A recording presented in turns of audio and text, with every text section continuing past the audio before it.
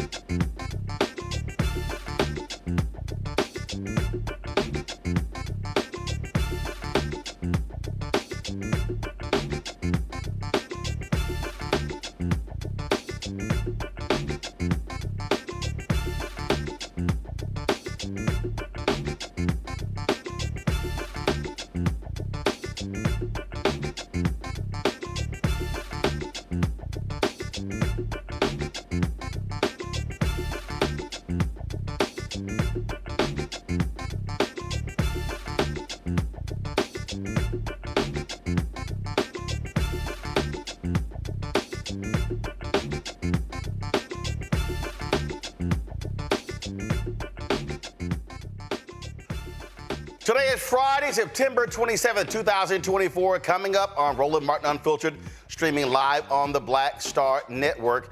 Vice President Kamala Harris is in Arizona paying a visit to the border. Republicans have been complaining about her not going. Now they're complaining that she is going. We'll hear from her live when she speaks there. We also saw the Justice Department look like under Donald Trump. I'm going to walk you through what a Trump 2.0 DOJ would look like and how it has a negative impact on black folks.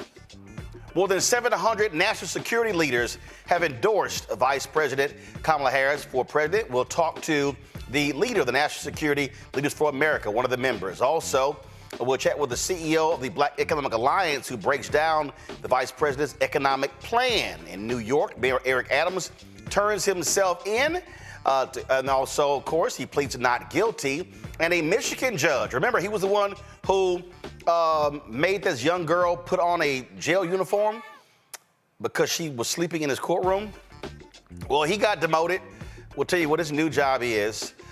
Plus, we'll talk to a lawyer about who's been going viral, breaking down Project 2025 on social media. You don't want to miss that conversation as well. Folks, it's time to bring the funk.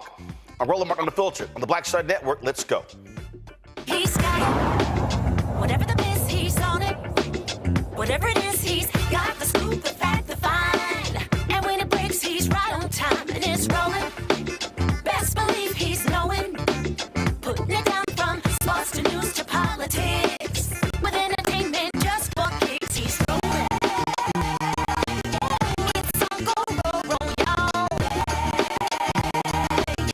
It's Roland Martin, yeah. Rolling with Roland now. He's funk, he's fresh, he's real, the best, you know he's Roland Martin now.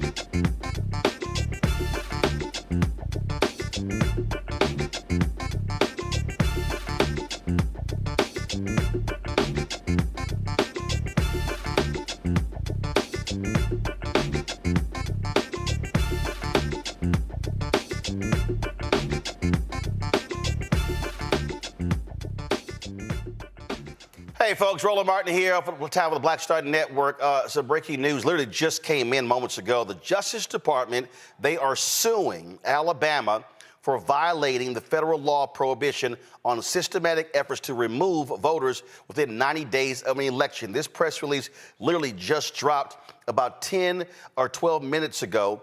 They announced today that they have filed a lawsuit against the state of Alabama and the Alabama Secretary of State to challenge a systematic state program aimed at removing voters from its election rolls too close to the November 5th general election in violation of the National Voter Registration Act of 1993. Quote, the right to vote is one of the most sacred rights in our democracy, said Assistant Attorney General Christian Clark of the Justice Department's Civil Rights Division. As Election Day approaches, it is critical that Alabama redress voter confusion resulting from its list maintenance mailings sent in violation of federal law. Officials across the country should take heed of the National Voter Registration Act clear and unequivocal restrictions on systematic list maintenance efforts that fall within 90 days of an election. The quiet period provision of federal law exists to prevent eligible voters from being removed from the rolls as a result of last-minute, error-prone efforts. The Justice Department will continue to use all the tools it has available to ensure that the voting rights of every eligible voter are protected. Now, it said the same press release said on August 13th Secretary of State of Alabama announced the launch of a process to remove non-citizens registered to vote in Alabama. This was 84 days before the November 5th general election. The Justice Department's review found that both native-born and naturalized U.S. citizens have received letters stating that their voter record has been made inactive and that they have been placed on a path for removal from Alabama's statewide voter registration list. Now, folks, keep in mind, you now have the creation of a second district that could elect an African-American from Alabama. It's not a majority black district. It is an opportunity district. You have Shalom Figures, who is running for that particular seat. And so that's one of the reasons why folks are looking at this. Now, you got to keep in mind, after the Shelby v. Holder decision, that basically removed federal oversight or pre-clearance from many of these southern states. Republicans have been doing these things all across the country. We saw in North Carolina, some 700,000 folks were removed. We saw it happening in other states as well. Florida has done it. Texas has done it. But this is, of course, the federal government suing these states, suing Alabama for what they've done. And so, again, this dropped literally about 10 minutes ago. And so the federal government suing Alabama to stop them from removing people from the voting rolls inside of 90 days from the election. And so we'll keep you updated what's happening on that. Last couple of days, I've been talking to y'all about what's been happening in terms of what a Donald Trump DOJ would look like. And I've laid out to you a variety of things. And one of the areas that people need to understand, I keep talking about this over and over and over again, how Donald Trump and Republicans, how they've been attacking all of these efforts to hold police departments accountable. Yesterday, the DOJ, Civil Rights Division, Kristen Clark, they announced what they found against Lexington, Mississippi. Now, I told you all this, and it's still real. The Biden-Harris administration, their DOJ, they have launched 12 patterns and practices investigation against police departments nationwide. It doesn't count the investigation of the juvenile detention centers in Texas and the other efforts. It doesn't even talk about what they've been doing when it comes to redlining and housing discrimination. This is just patterns and practices. But I want you to put this in perspective. In 4 years of Donald Trump's Department of Justice, I told you this yesterday, how many patterns and practices investigation have they done? One. That was Vial Platte, Louisiana. One. You literally have an attorney general in Jeff Sessions, who was Trump's first attorney general, and then Bill Barr, where they said, you know what, we're going to pull back from these consent decrees. We're really not going to do this because this is hurting police morale. Oh, it's a few bad apples out there, but you know, it's not really that big of a deal. And so we need to pull back because the cops need to be able to do their job. He and Barr complained about in the post-George Floyd world, this was just too much, and police were getting criticized, and they were being held accountable, and so that just simply wasn't fair. Y'all, that's real. And so if you think that that's what Donald Trump's Department of Justice looked like the first time, what the hell you think it's going to look like the second time? Remember, Baltimore had a consent decree that the federal judge is about to approve. Trump gets in, Sessions tries to get rid of the consent decree. And the federal judge in the city of Baltimore said, absolutely not. They didn't like the consent decree that was against the Chicago Police Department. In fact, Jeff Sessions, and I'm going to play it later, literally complained about that, saying, well, this just wasn't right. I mean, we need more police in Chicago. He wasn't standing up for civil rights. He wasn't standing up for regular, ordinary people. Jeff Sessions was literally saying we should be doing more to protect the cops as opposed to the citizens, and he was giving lip service. Now, I'm going to show you several documents and play some video. I'm going to bring in my panel right now. Christy Lopez, a professor at Georgetown Law School. Samuel Simgawe, founder of Mapping Police Violence in Los Angeles. Renee Hall is the National First Vice President for the National Organization of Black Law Enforcement Executives. Noble, she is the former police chief in Dallas. Glad to have all three of y'all are here. Before we start, this is literally what Jeff Sessions had to say about how police, how they've just been undermined all across the country. We've undermined the respect for our police and made oftentimes their job more difficult. And it's not been well received by them, and we're not seeing the kind of effective community-based, street-based policing that we found to be so effective in reducing crime, I think. And so the Department of Justice has an absolute duty to ensure that police operate within the law. And if they violate the law, they've committed a crime just as much as any other citizen who commits an assault. And we'll do our duty. I've done that as United States Attorney to prosecute police officers who do wrong. But we need, so far as we can, in my view, help police departments get better, not diminish their effectiveness. And I'm afraid we've done some of that. So we're going to try to pull back on this. And I don't think it's wrong or mean or insensitive to civil rights or human rights. I think it's out of a concern to make the lives of people, in particular the poor communities, minority communities, live a safer, happier life, so that they're able to have their children outside and go to school in safety, and they can go to the grocery store in safety and not be accosted by drug dealers and get caught in crossfires or have their children seduced into some gang. So we can do better about this, and that is part of what my thoughts are about this whole situation. Lying the whole time. You know, when he left, 3 Republican attorney generals put this opinion piece in the Washington Post. Go to my iPad. When you go through this piece right here, it was Bill Barr, Edwin Meese, Michael Mukasey. When you go through this piece, they talk about the great job that he did and his deep commitment to the Department of Justice and how, look at this, he made him a nominee of unexcelled temperament. And it goes on and on. Sessions took office after the previous administration's policies had undermined police morale with the spreading Ferguson effect, causing officers to shy away from proactive policing out of fear of prosecution. You see how they tried to justify steep declines in the rate of violent crimes from 1992 to 2014 were reversed in the last administration's final 2 years, with violent crime generally up 7%, blah, blah, blah, blah, blah. Many people were concerned that the hard-won progress of earlier years would be lost. Look at this here. So when you keep going, and I was going through it, y'all, and something just jumped out at me. I kept going through it. And how he did immigration, and he did this, and America's freedom of speech, and how he protected religious expression. And I just kept going.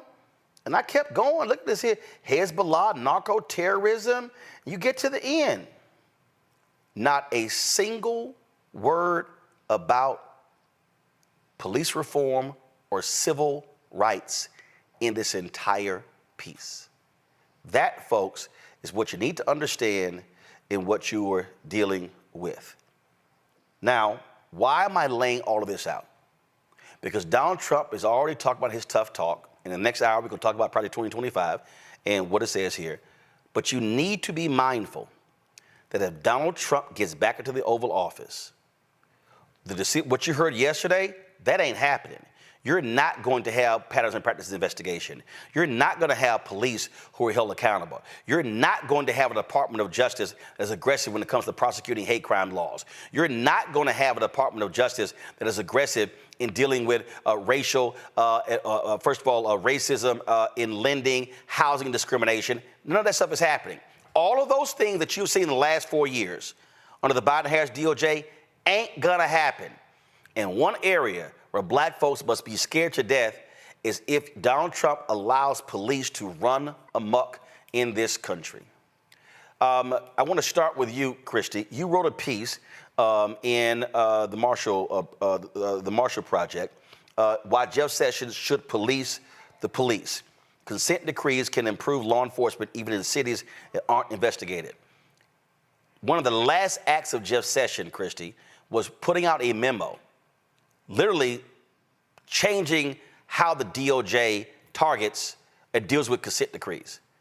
And so we are dealing with a Republican Party that is so hardcore right-wing, they despise consent decrees, which are there to protect regular, ordinary citizens.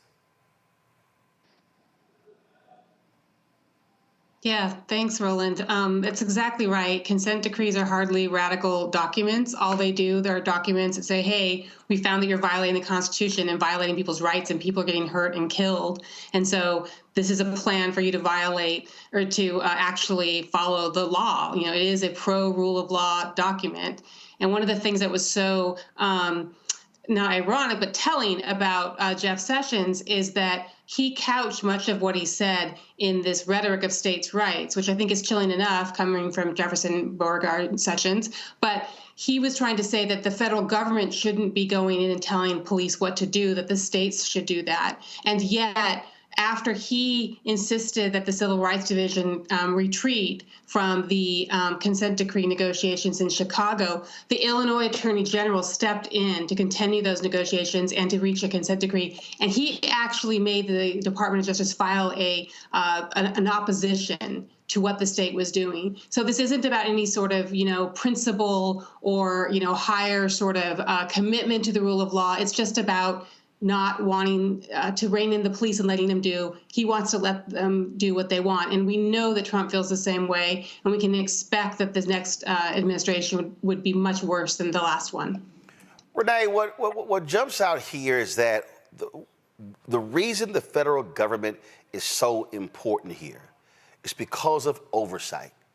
In the history of black people in this country, the last place black people could get justice was because of the federal laws, because of what Christie just said, how states' rights and how these states operated. Black folks look to the federal government, not just when it comes to policing, not just when it comes to hate crimes, but in education, in housing, in everything, because the U.S. Constitution was totally different than many of these state constitutions. So, but when you have individuals who are giving this states' rights rhetoric, who do not want the DOJ to have a firm hand, that should scare to death regular, ordinary citizens, because if left to their own, up to their own devices, we're going to see more Lexington, Mississippis all across the country. And we know about the patterns and practices investigation and the consent decrees that have been in Cleveland, that have been in Chicago, that have been in Philadelphia, that have been in New Orleans, and on and on and on. Thank you, Roland.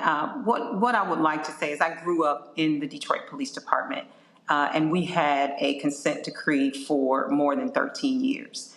And what I will tell you about a consent judgment is that it requires a police department to be constitutional. It requires a police department to ensure that the community is thought about. And I think what I need to deny here or refute is the fact that a consent decree somehow limits officers' ability to do their job. And none of that exists. It requires officers to do their jobs constitutionally and make sure that when they do their jobs, that they're taking the consideration of individuals, because there is dignity in authority. And that's what a consent decree actually requires of a police department. What I will say is that under the Trump administration, when you say you're going to unleash law enforcement or give law enforcement total power and authority, power corrupts and absolute power corrupts absolutely. So no one should have absolute authority and no one should be above the law. What the requirement is in this country and leaders in law enforcement want is to make sure that we focus on the safety of our officers and the safety of our community, and they're not mutually exclusive. We want to make sure that everyone has an opportunity to have an encounter. Everyone needs to have the opportunity to call on law enforcement if there is a concern. But they also need to have the right that when law enforcement shows up, that they show up ethically, integral and with the utmost respect, even when they're showing up to take someone to jail. And I think that when we continue to perpetuate the thought that police officers will have this ultimate authority and that there's some level of corruption in that, we put officers at risk as well. We look at when we villainize a particular segment of the community. As we would say, Haitians have been identified in this country right now. Haitians are ultimately Black people. So we are we're victimizing these individuals by placing them in harm's way, but we're also victimizing police officers, because the perception is when you run across someone who is Haitian, or am I Haitian? So the question is, a Black person in this country, there's a fear. So not only is that Black person, that Haitian person at risk, so is that officer, because now the perception is it's me versus you. So what I think that happens when we unleash these unfettered, untethered voices about what law enforcement should look like, or no consent judgment, or no holds upon what police are able to do, transparency and accountability, that we're creating an unsafe environment for everyone. See, the thing, Samuel, and why I'm raising this, because this should be scaring folks to death. And I am specifically speaking to these Black men and Black women out here, and I see these people just chat, Trump. And I'm like, y'all don't understand what's going on here. This has been, under Biden-Harris, this has been the most aggressive Department of Justice Civil Rights Division since Robert Kennedy. And if Trump gets back in, all of these civil rights efforts, putting prison guards, wardens in jail for abusing inmates, as I said, the redlining, the mortgage fraud, the housing discrimination, the policing patterns and practice investigation, all of those things are going away if the hard right gets back in, because the likes of the Senator Tom Cotton, they want more people in jail. They don't care if people are beaten. They don't care if people are brutalized, and they've shown that. Absolutely. And one of the big reasons why you see Donald Trump and the right wing so angry and so intent on rolling back this progress that the Biden-Harris administration has made is because these consent decrees are making a difference in cities across the country. We did my organization, Mapping Police Violence, did one of the largest data collections around use of force ever conducted in this country. We got data from thousands of different law enforcement agencies across the country, including most of the agencies that are under consent decrees. And what we found was the vast majority of agencies under consent decrees reduced police use of force over time, saw substantial reductions in police use of force, especially in places like in Baltimore, places like Seattle, even places where the Justice Department stepped up and did an investigation, and state AGs had to step in and finish and put those police departments under consent decrees, like in Chicago, where you see a reduction in police use of force about 40% over the past several years under that oversight. So these consent decrees are working in protecting communities, especially Black communities, from police violence. And so we can't allow the Trump administration to roll that progress back. That's exactly what they want to do. We need to actually do the opposite and build on the progress that the Biden-Harris administration has laid out by actually expanding the breadth of police departments that are under that oversight. So currently, going all the way back to the beginning of pattern and practice investigations back in 1994 to the present day, there have been about 80 police departments that have undergone pattern and practice investigations. And not all of those have been put under consent decrees. In a nation with 18,000 different law enforcement agencies, so that's less than 1% of all the law enforcement agencies in the country have been under that level of scrutiny. And we know that the issue of police violence and racism in policing is not limited to only 1% or fewer than 1% of agencies. It is a systemic issue that, in fact, when we look at the data around use of force, more than 70% of all law enforcement agencies are demonstrating racial disparities in police use of force. More than 80% of all law enforcement agencies are reporting racial disparities in arrests, including in Lexington, Mississippi, where the DOJ report showed that 1 in every 4 residents in the town, a town of 1,200 people, 1 in every 4 residents was arrested by the police department, and Black people were arrested at more than 17 times the rate of white people. So think about the level of police violence and intervention and oppression and incarceration that people are experiencing, not only in Lexington, but all across the country. That's why we need the DOJ to step up what it's doing, and why we can't go back by putting Donald Trump in the driver's seat. Christian, you said something that I thought that was really important when you talked about, and Renee, you also said the same thing, that it's not like it's stopping cops from doing their jobs, okay? The police who are complaining, they're complaining because they're mad they can't beat folks up. They can't rough them up. They can't call them the N-word. They can't do the type of things. I mean, cops in Chicago, they admitted using the N-word. They admitted dropping gang members off in rival territories just to see them run and scurry off. Those type of things happen. And go to my iPad. Christy, you said this here. You said, during the 6 years I spent investigating police departments and negotiating consent decrees for the Justice Department Civil Rights Division, I cannot remember attending any gathering related to policing when I wasn't approached by someone from a place the Justice Department had never investigated and probably never would, who still said consent decrees had improved policing in their city. That was the earnest lieutenant eager to tell me of changes that his department made to training and use of force reporting.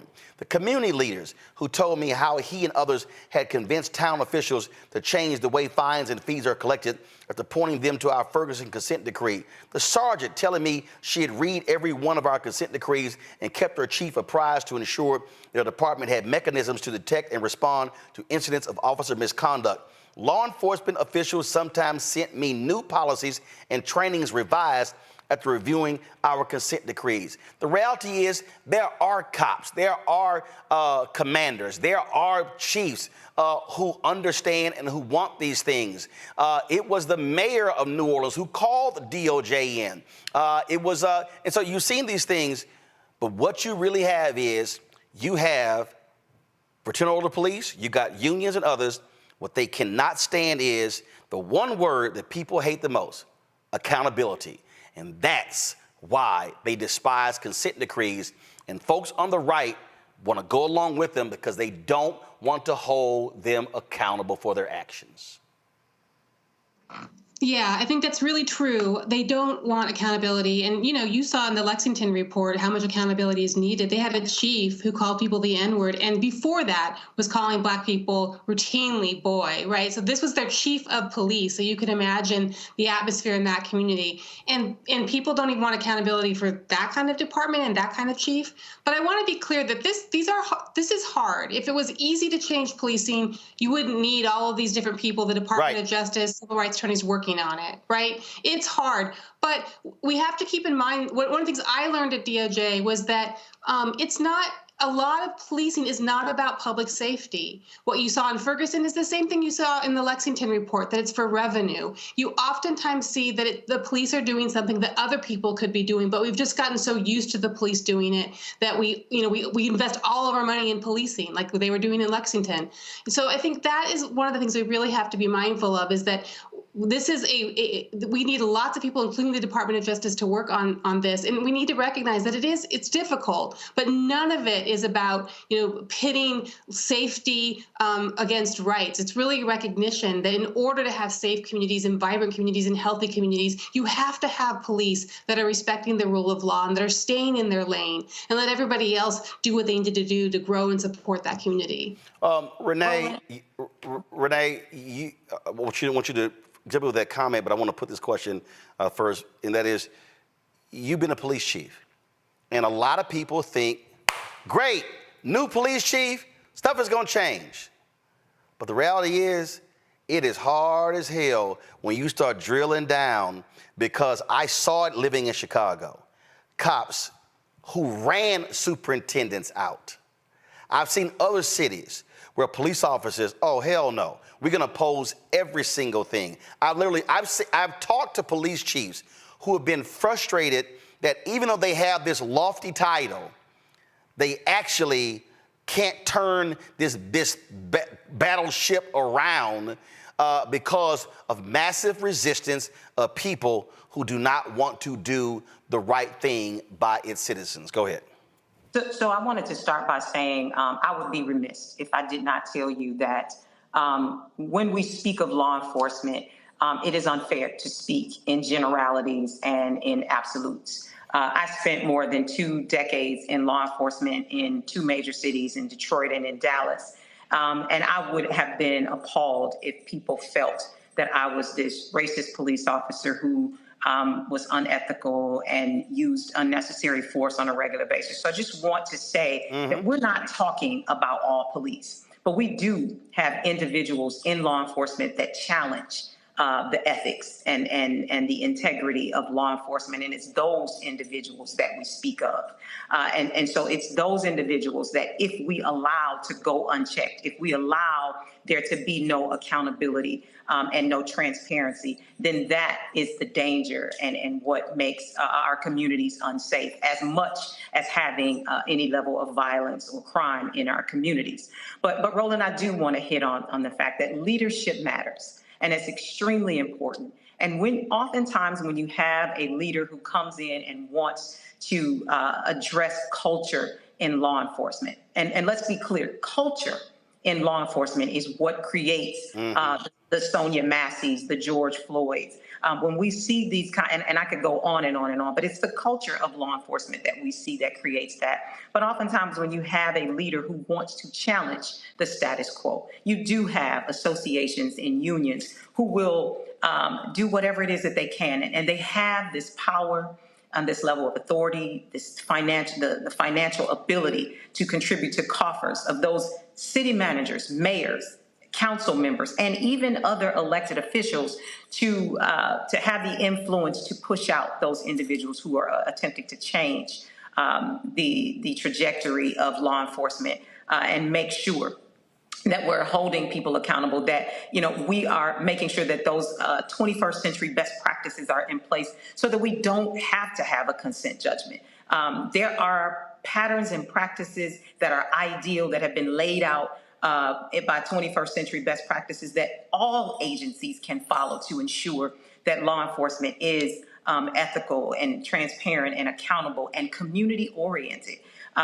We teach police how to be police. And if we have general orders and policies and procedures in our police agency that teaches them how to do it ethically, constitutionally, and with the highest level of integrity, then that's what we produce in our agencies. But we have to have the ability to create that without the influence of individuals who have a little bit more power than those leaders who show up to make those changes and who don't get an opportunity because there are forces that are working against them and force them out of that situation. And Samuel, the reality is politicians, they covet the endorsements of police unions on the local, state, and federal level.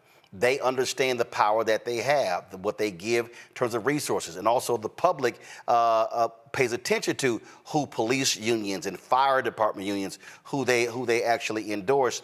But what we're seeing here, we're seeing an increasing number, and y'all track this, an increasing number of people who are still being shot by police. The settlements are getting larger and larger as well. And then Donald Trump is on record. He wants to go after, and Sessions said this, and Barr said it, but he's made it clear. They are going to go after progressive DAs, and they talk about, oh, they're soft on crime. No, they're mad that district attorneys are actually increasing number, are prosecuting cops for their actions. Absolutely. And so, as you said, we're seeing increases in deadly police violence year over year. This year is already breaking records that were set the last year, which broke the record that was set the year before. So we can't pour gasoline on this fire and make everything worse by electing Donald Trump.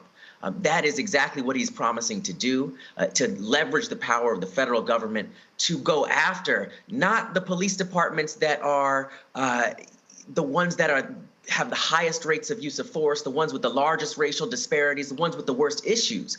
No, he wants to weaponize the Justice Department to go after the prosecutors who are actually stepping up to do things differently and to not lock a whole bunch of people up for low-level, non-violent issues and arrest a whole bunch of people and charge them for turnstile jumping in the subways. He wants to go after those prosecutors. He wants to go after the police departments that are deciding to actually implement best practices and reduce police use of force over time in ways that keep communities, especially Black communities, safe from police violence. So he's promising to pour gasoline all over this issue and make things worse.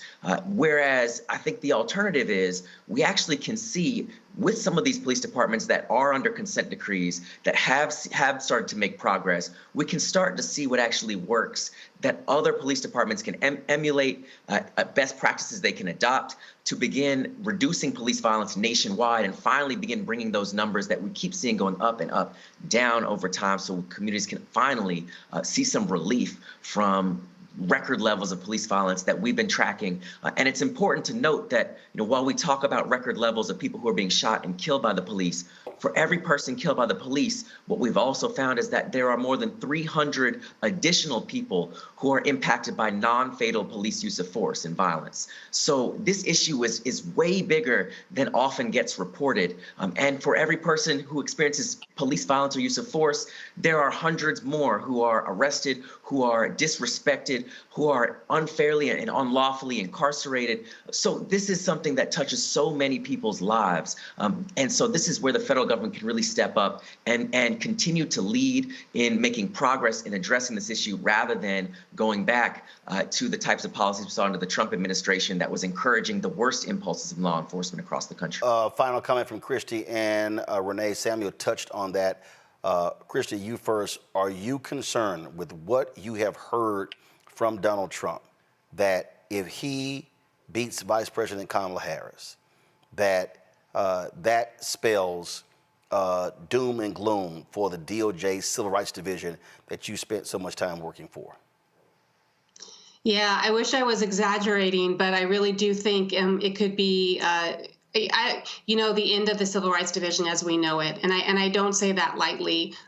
There was great damage done under Sessions and the first time that Trump was president, but he's vowed to actually move people out of Civil Rights Division, have them do other things. And I don't think he's playing.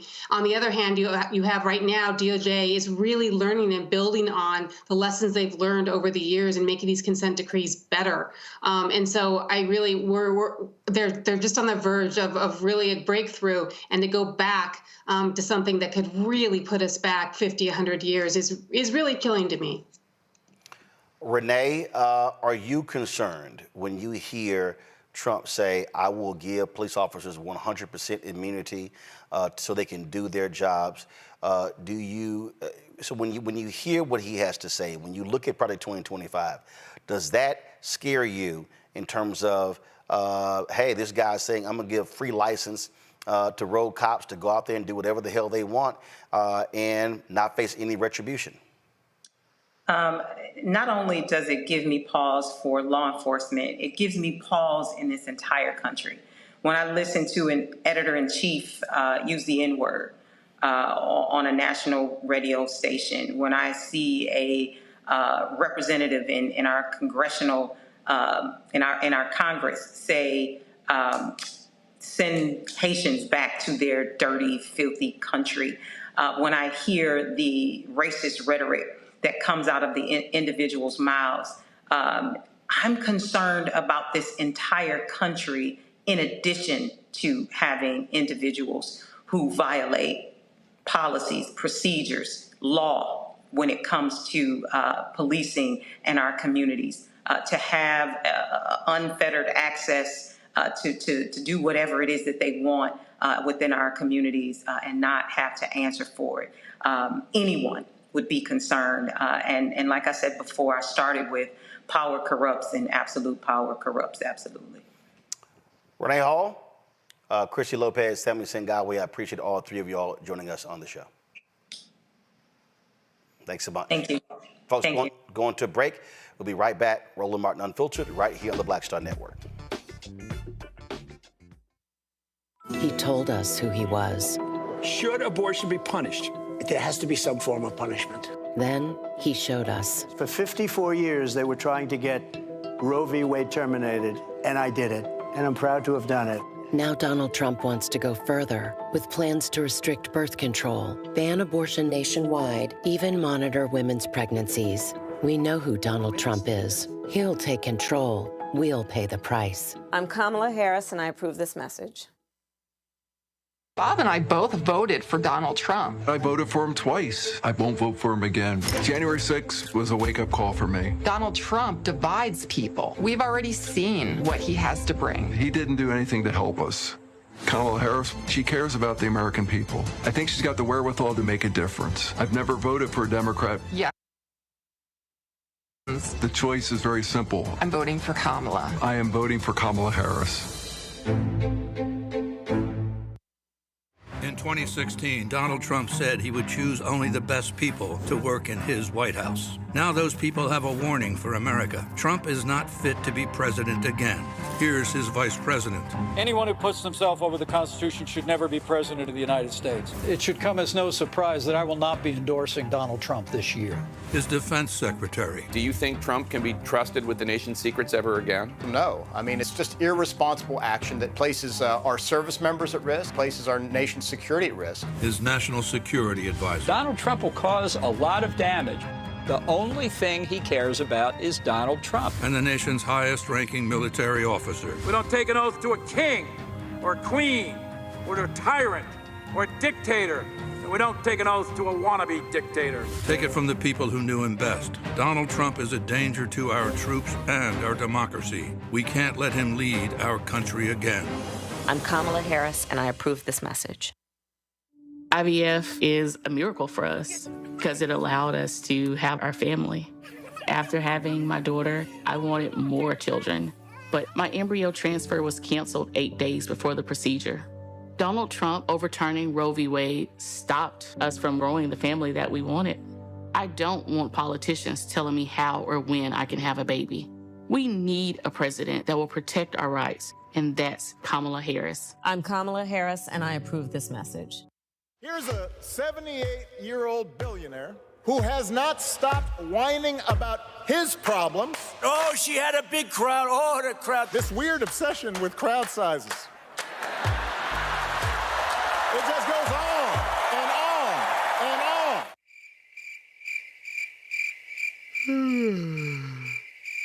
America's ready for a new chapter. We are ready for a President Kamala Harris. I'm Kamala Harris, and I approve this message. The overturning of Roe almost killed me. I had a blood clot in my uterus that caused my labor to have to be induced because of the overturn of Roe v. Wade. I wasn't able to get life-saving treatment sooner. I almost died. And that's because of the decision that Donald Trump made. I was able to get Roe v. Wade terminated, and I'm proud to have done it. The doctors and nurses were afraid that if they treated me in the incorrect way, that they would be prosecuted for that. And that's appalling. Donald Trump says that women should be punished. Do you believe in punishment for abortion? There has to be some form of punishment. For the woman? Yeah. I believe that women should have reproductive freedom to make the choices about their own bodies. 4 more years of Donald Trump means that women's rights will continue to be taken away one by one by one by one. This has to stop because women are dying. I'm Kamala Harris, and I approve this message. Kamala Harris has never backed down from a challenge. She put cartel members and drug traffickers behind bars, and she will secure our border. Here's her plan. Hire thousands more border agents, enforce the law and step up technology, and stop fentanyl smuggling and human trafficking. We need a leader with a real plan to fix the border, and that's Kamala Harris. I'm Kamala Harris, and I approve this message. Hey, what's up? It's Sammy Roman. Hey, it's John Murray, the executive producer of the new Sherry Shepherd Talk Show. It's me, Sherry Shepherd, and you know what you're watching, Roland Martin Unfiltered.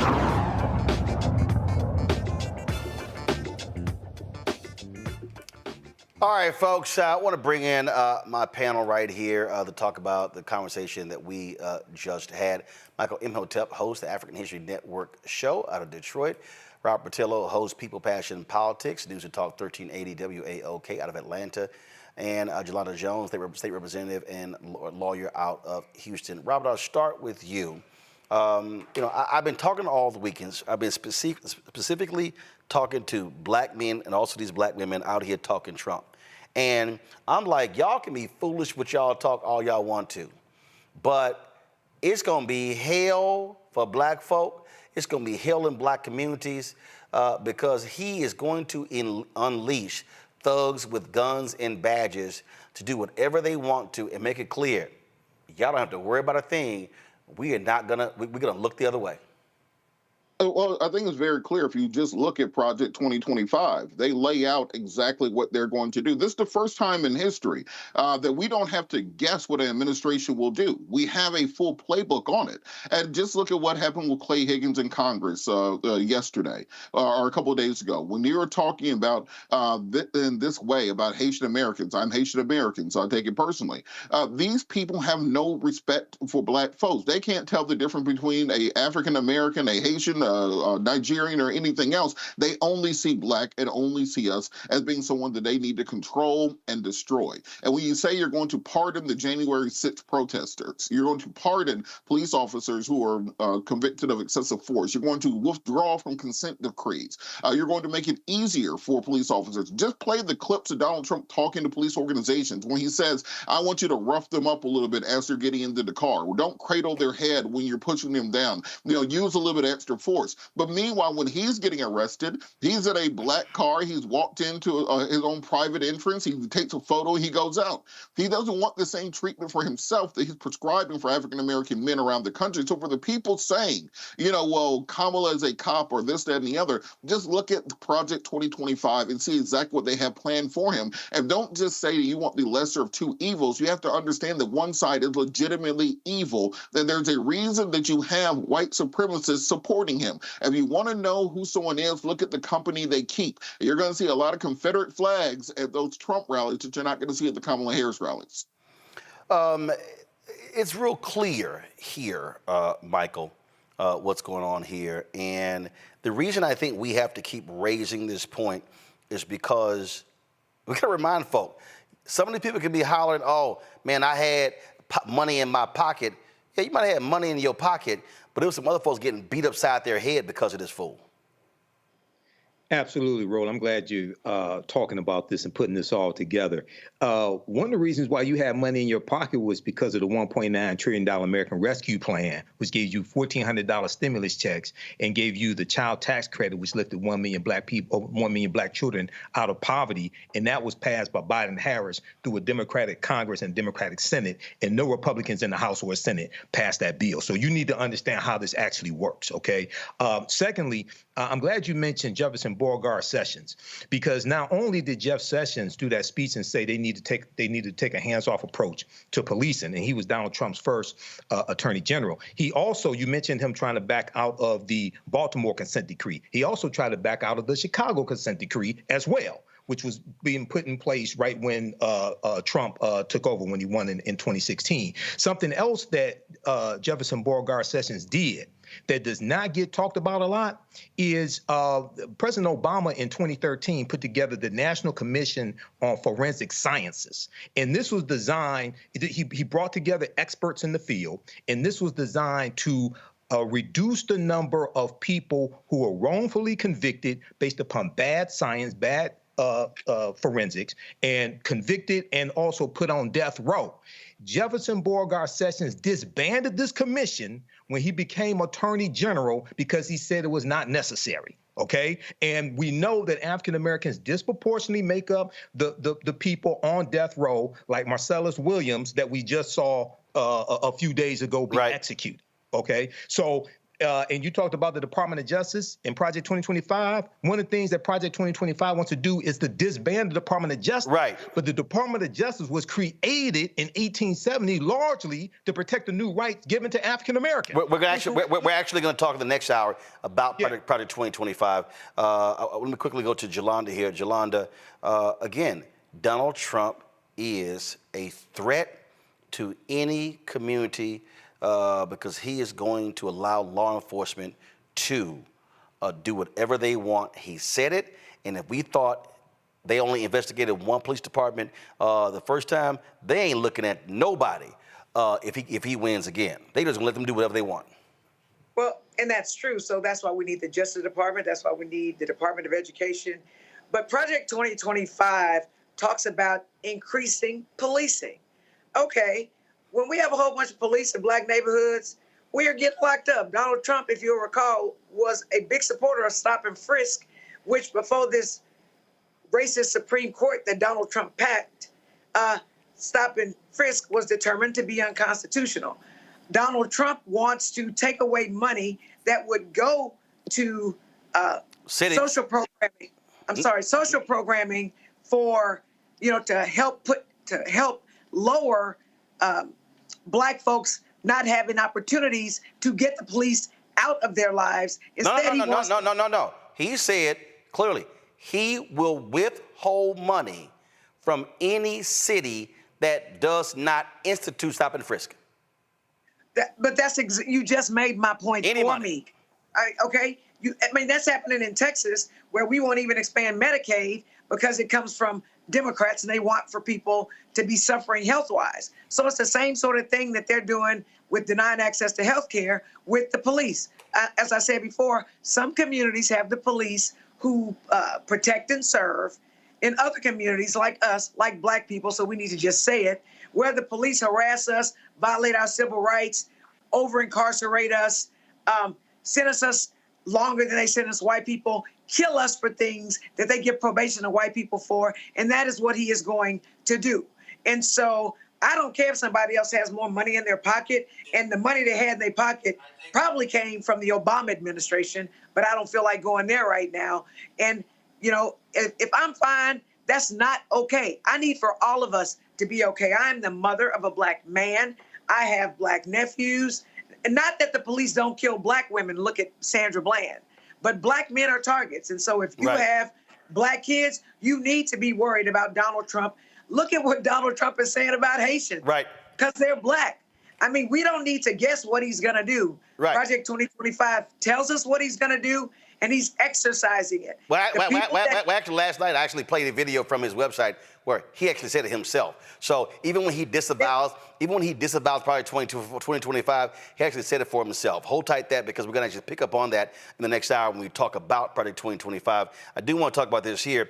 The Ukrainian leader, President Zelensky, was in town. He met with Democratic leaders last couple of days. Today he was at Trump Tower meeting with that idiot Donald Trump. But here's a piece here.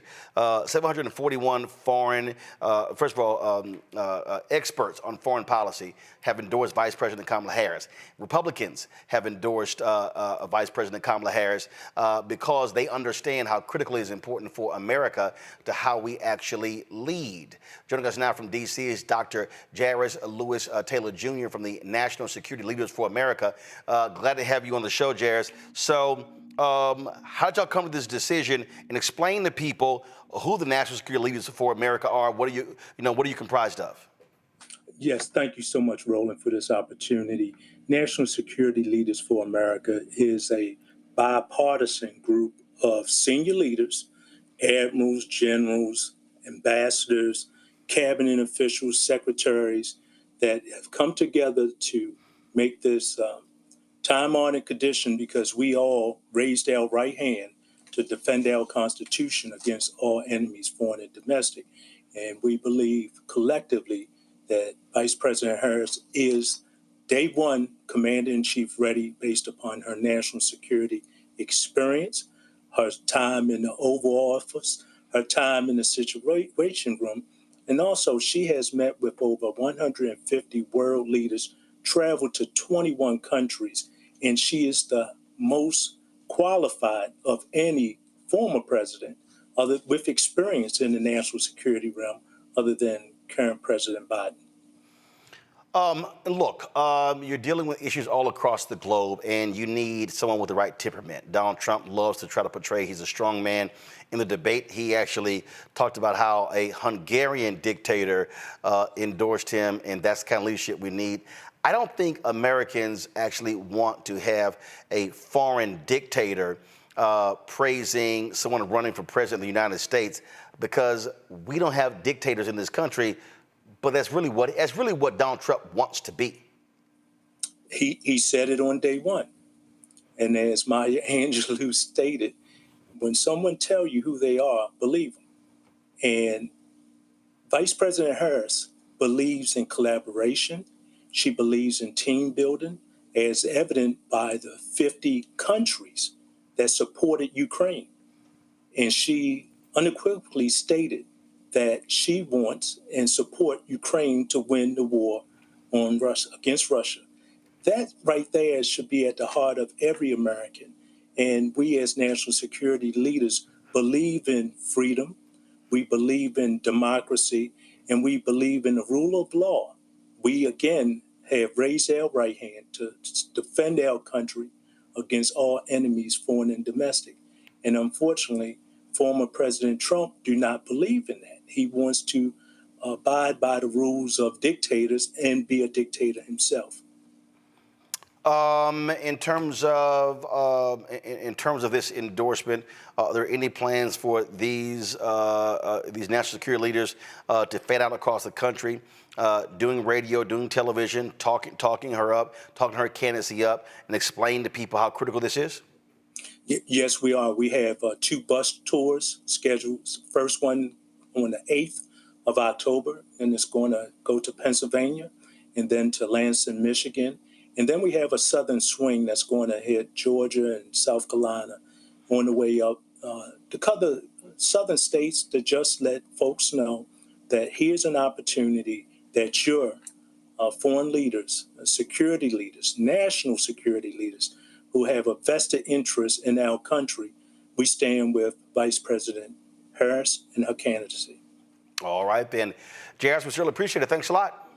Thank you so much. All right, folks, going to a break. We come back. New York City Mayor Eric Adams pleads not guilty. We're going to talk about that. We're going to talk about also lots of other news today. Trust me, stuff we want to cover. Plus, Vice President Kamala Harris is going to be speaking in the next hour live from Arizona. We'll be covering that right here on the Black Star Network.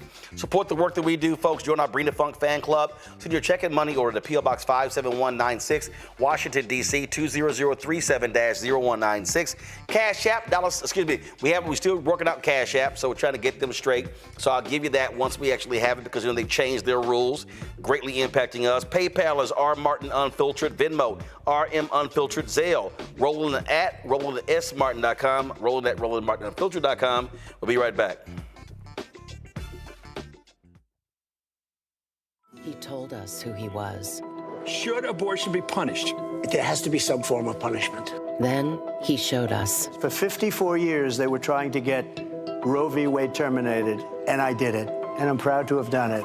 Now Donald Trump wants to go further with plans to restrict birth control, ban abortion nationwide, even monitor women's pregnancies. We know who Donald Trump is. He'll take control. We'll pay the price. I'm Kamala Harris, and I approve this message.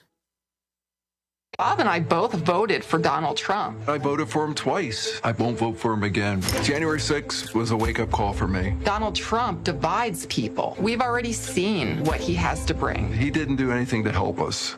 Kamala Harris, she cares about the American people. I think she's got the wherewithal to make a difference. I've never voted for a Democrat. Yes, we're both lifelong Republicans. The choice is very simple. I'm voting for Kamala. I am voting for Kamala Harris. In 2016, Donald Trump said he would choose only the best people to work in his White House. Now those people have a warning for America. Trump is not fit to be president again. Here's his vice president. Anyone who puts themselves over the Constitution should never be president of the United States. It should come as no surprise that I will not be endorsing Donald Trump this year. His defense secretary. Do you think Trump can be trusted with the nation's secrets ever again? No. I mean, it's just irresponsible action that places our service members at risk, places our nation's security at risk. His national security advisor. Donald Trump will cause a lot of damage. The only thing he cares about is Donald Trump. And the nation's highest-ranking military officer. We don't take an oath to a king or a queen or to a tyrant or a dictator. And we don't take an oath to a wannabe dictator. Take it from the people who knew him best. Donald Trump is a danger to our troops and our democracy. We can't let him lead our country again. I'm Kamala Harris, and I approve this message. IVF is a miracle for us because it allowed us to have our family. After having my daughter, I wanted more children, but my embryo transfer was canceled 8 days before the procedure. Donald Trump overturning Roe v. Wade stopped us from growing the family that we wanted. I don't want politicians telling me how or when I can have a baby. We need a president that will protect our rights, and that's Kamala Harris. I'm Kamala Harris, and I approve this message. Here's a 78-year-old billionaire who has not stopped whining about his problems. Oh, she had a big crowd. Oh, the crowd. This weird obsession with crowd sizes. It just goes on and on and on.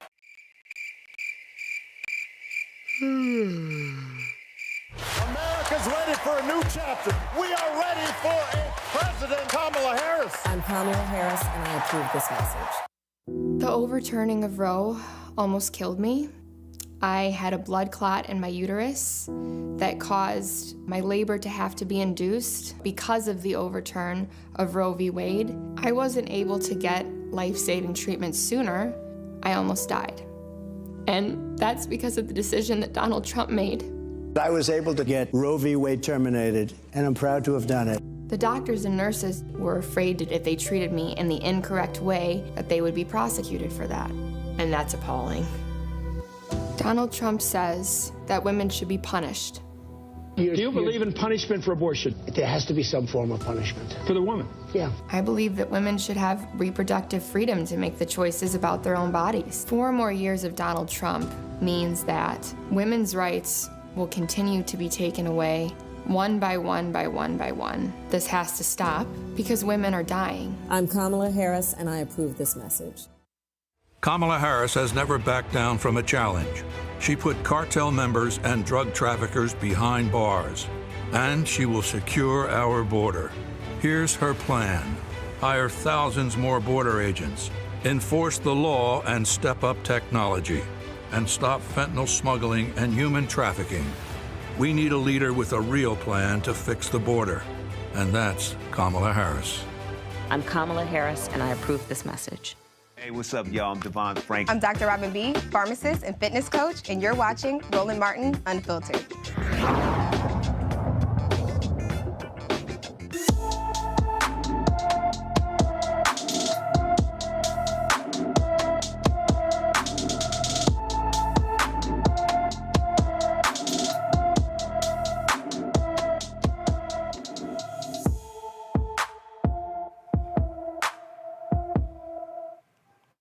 All right, folks, black and missing.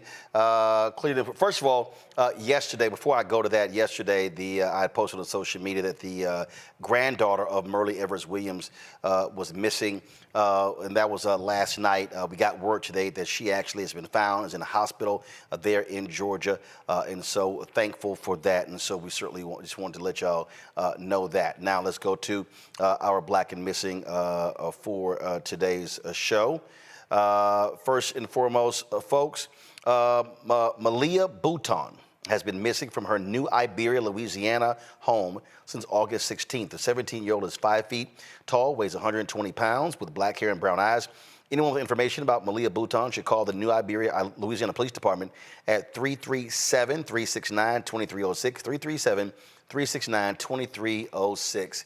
Well, New York City Mayor Eric Adams today pled not guilty to federal corruption charges after prosecutors accused him of using his power and influence to garner free trips, luxury hotel stays, and questionable campaign donations. Magistrate Judge Catherine Parker released Eric Adams after the hearing, but ruled he could not contact anyone involved in the indictment's allegations. The mayor will continue routine business contacts and communication with family members. The judge also allowed Adams to keep his passport. Adams has denied wrongdoing and said that he doesn't plan to resign. Let's go to Michigan, where a judge who handcuffed a teenage girl after she fell asleep during a school trip to his courthouse, well, he's been bumped down. Judge Kenneth King was temporarily suspended from courtroom duties in August after ordering 15-year-old Eva Goodman into jail clothes and handcuffs for having a bad attitude and falling asleep while on a visit to his Detroit courtroom. The judge also threatened the girl, whose mother said she was tired because they do not have a permanent address. He threatened her with juvenile detention. Well, King was ordered to undertake social emotional training by the chief judge. He has returned to work, but instead of handling key hearings in major felonies, he's now handling speeding tickets. Sounds fair to me, Michael. Yeah, it does. You know, Roland, this was a big story here in Detroit. A lot of people were furious from all walks of life. WXYZ Channel 7 did a lot of coverage on this. I'm reading an article right now from the Detroit Free Press. And Judge Kenneth King was defiant. Even when he was interviewed by Channel 7 and other news outlets, even when more information came out, the child's mother was interviewed and basically was in tears and talked about the fact that they were in between homes, et cetera, and the child was tired. And it's one thing to try to maybe put somebody on a diversionary track. And this is the argument that Judge Kenneth King was making. But this just went way too far. To have her handcuffed, et cetera, this just went way too far. And I think it was an abuse of power. So he deserves to be demoted. This is what happens when you have arrogant judges who think they can do whatever they want to do, Jolanda. Yeah, so I am a criminal defense lawyer, so I'm before judges all the time. Just like we need a president with a good temperament, we need the same with judges. The problem I have with him, and let me get to the end of the question first. Yes, he should absolutely be demoted, but these kids were there visiting on a field trip. So it's not like the kid was really in court and was defiant when the kid was facing charges. So it was an abuse of power. I think the fact that he's being defiant even now scares me that he's on the bench because, again, this kid didn't do anything. I want to get back to Eric Adams just for a second. He absolutely should plead not guilty. Again, I'm a criminal defense lawyer. One, the government... Girl, we know you're a criminal defense lawyer. You ain't got to keep saying it. First of all, you can indict a ham sandwich almost anywhere, right? The government always comes with the most incendiary, strongest words against you. And testimony by a co-conspirator alone is insufficient as a matter of law everywhere to convict you. And as an elected official also, I literally can't take every meeting with everyone that wants to speak with me, with everyone who wants something from my office. We rely on our staff to talk to people, and we rely on our staff to come back and tell us what happened, what transpired. So even if something did happen, something illegal campaign-wise, and again, the same thing is true on your campaign staff, they can come to you and lie to you and tell you things. They can say, and so in any case, I think that he needs to do exactly what he's doing. He needs to let the legal process run itself. And I think the legal process is running itself with Judge King. And I really don't think he should be on the bench because he still doesn't get it. Right. Okay. Robert. Well, as somebody who recently ran for judge, I can tell people you need to pay attention to your local judicial elections. We pay a whole lot of attention to Trump versus Kamala on the national level. We absolutely should be doing so. We pay a lot of attention to the Senate balance, what's going on, and abortion rights and those sorts of things. But these are the things that happen in your state and local elections. Way on that back page of the ballot, when your parking meter's about to run out and you're just clicking buttons trying to get through, those are how these types of judges get on the bench. We have to pay more attention to who we are electing on the state and local level, make sure we're putting people there who have a heart towards criminal justice reform, who want to help young people, not have their own scared straight program. And if we start doing that, we can start seeing the system reforming itself from the inside out. Criminal justice reform isn't just changing the laws, it's changing the people who are enacting the laws. All right, folks. Earlier this week, Vice President Kamala Harris laid out her economic policy. Earlier today, I had a chance to catch up with Samantha Tweedy, who is the CEO of the Black Economic Alliance, to talk about how does that policy impact African Americans. Here's our conversation. Samantha, Vice President Kamala Harris has laid out her economic policy. The Black Economic Alliance has taken a look at it. Speak to this, what she's laid out, and how it will specifically benefit African Americans. Absolutely. So first, Roland, it is good to be on with you today. And the Black Economic Alliance is a coalition of Black business leaders who came together with a singular purpose: to leverage the business acumen, network, influence of the Black business community to advance work, wages, and wealth across the entire Black community. Earlier this year, BEA Foundation released our policy agenda to advance Black work, wages, and wealth, with the singular focus on identifying the key policy initiatives that would move the needle on Black economic prosperity and wealth building. Testament to the strength of the policy agenda for Black folks was that within weeks of the release, under the leadership of CBC Chairman Stephen Horsford, the CBC in joint resolutions in the House and Senate, endorsed with all 60 members of the CBC as co-sponsors that agenda. I give all of that background to say, when we look at VP Harris's opportunity economy and the agenda behind it, it is clear to us, full stop, that this is an agenda that is good for Black folks. What I want to get to in a minute is that while that is true, full stop, period, it's also an economy, it's also an agenda that is good for growing the entire American economy. So a couple highlights that we saw in her agenda, which were reflected in our Black work, wages, wealth agenda, things like creating more housing to own and to rent, more good-paying jobs, lowering costs. And we see that she's giving more than 100 million working and middle-class Americans a tax cut, including, importantly, $6,000 for new parents during the first year of a child's life, making housing more affordable by building 3 million new homes through a new home buyer tax credit, helping more Americans experience the pride of home ownership by providing up to $25,000 for a down payment on a first home, investing in American entrepreneurship, spurring 25 million new business applications in our first term, expanding the startup expense tax deduction from $5K to $50K for new businesses, and I can go on and on and on.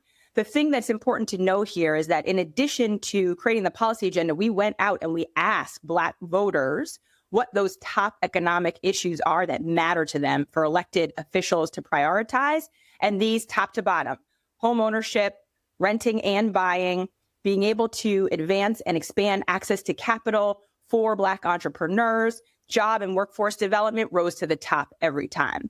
Now, as I mentioned, it's important, and I think when we talk about the context of this opportunity agenda and what it means for Black Americans, that we also call out that this is good for everyone. We have so much data that shows now that when we have an economic agenda like this, one that addresses the racial economic disparities across housing, access to capital, et cetera, what we see, and for example, in city data that came out that told us that if we had closed those kinds of economic disparities over just the last 2 decades, we would have added $16 trillion to the GDP. That's not just the Black GDP, right? That's not just the Black and brown GDP. That's the United States GDP. So the headline here is that this is an economic agenda that is very good for advancing Black economic prosperity and wealth building. And it's an economic agenda that's going to be good for business and grow the entire American economy.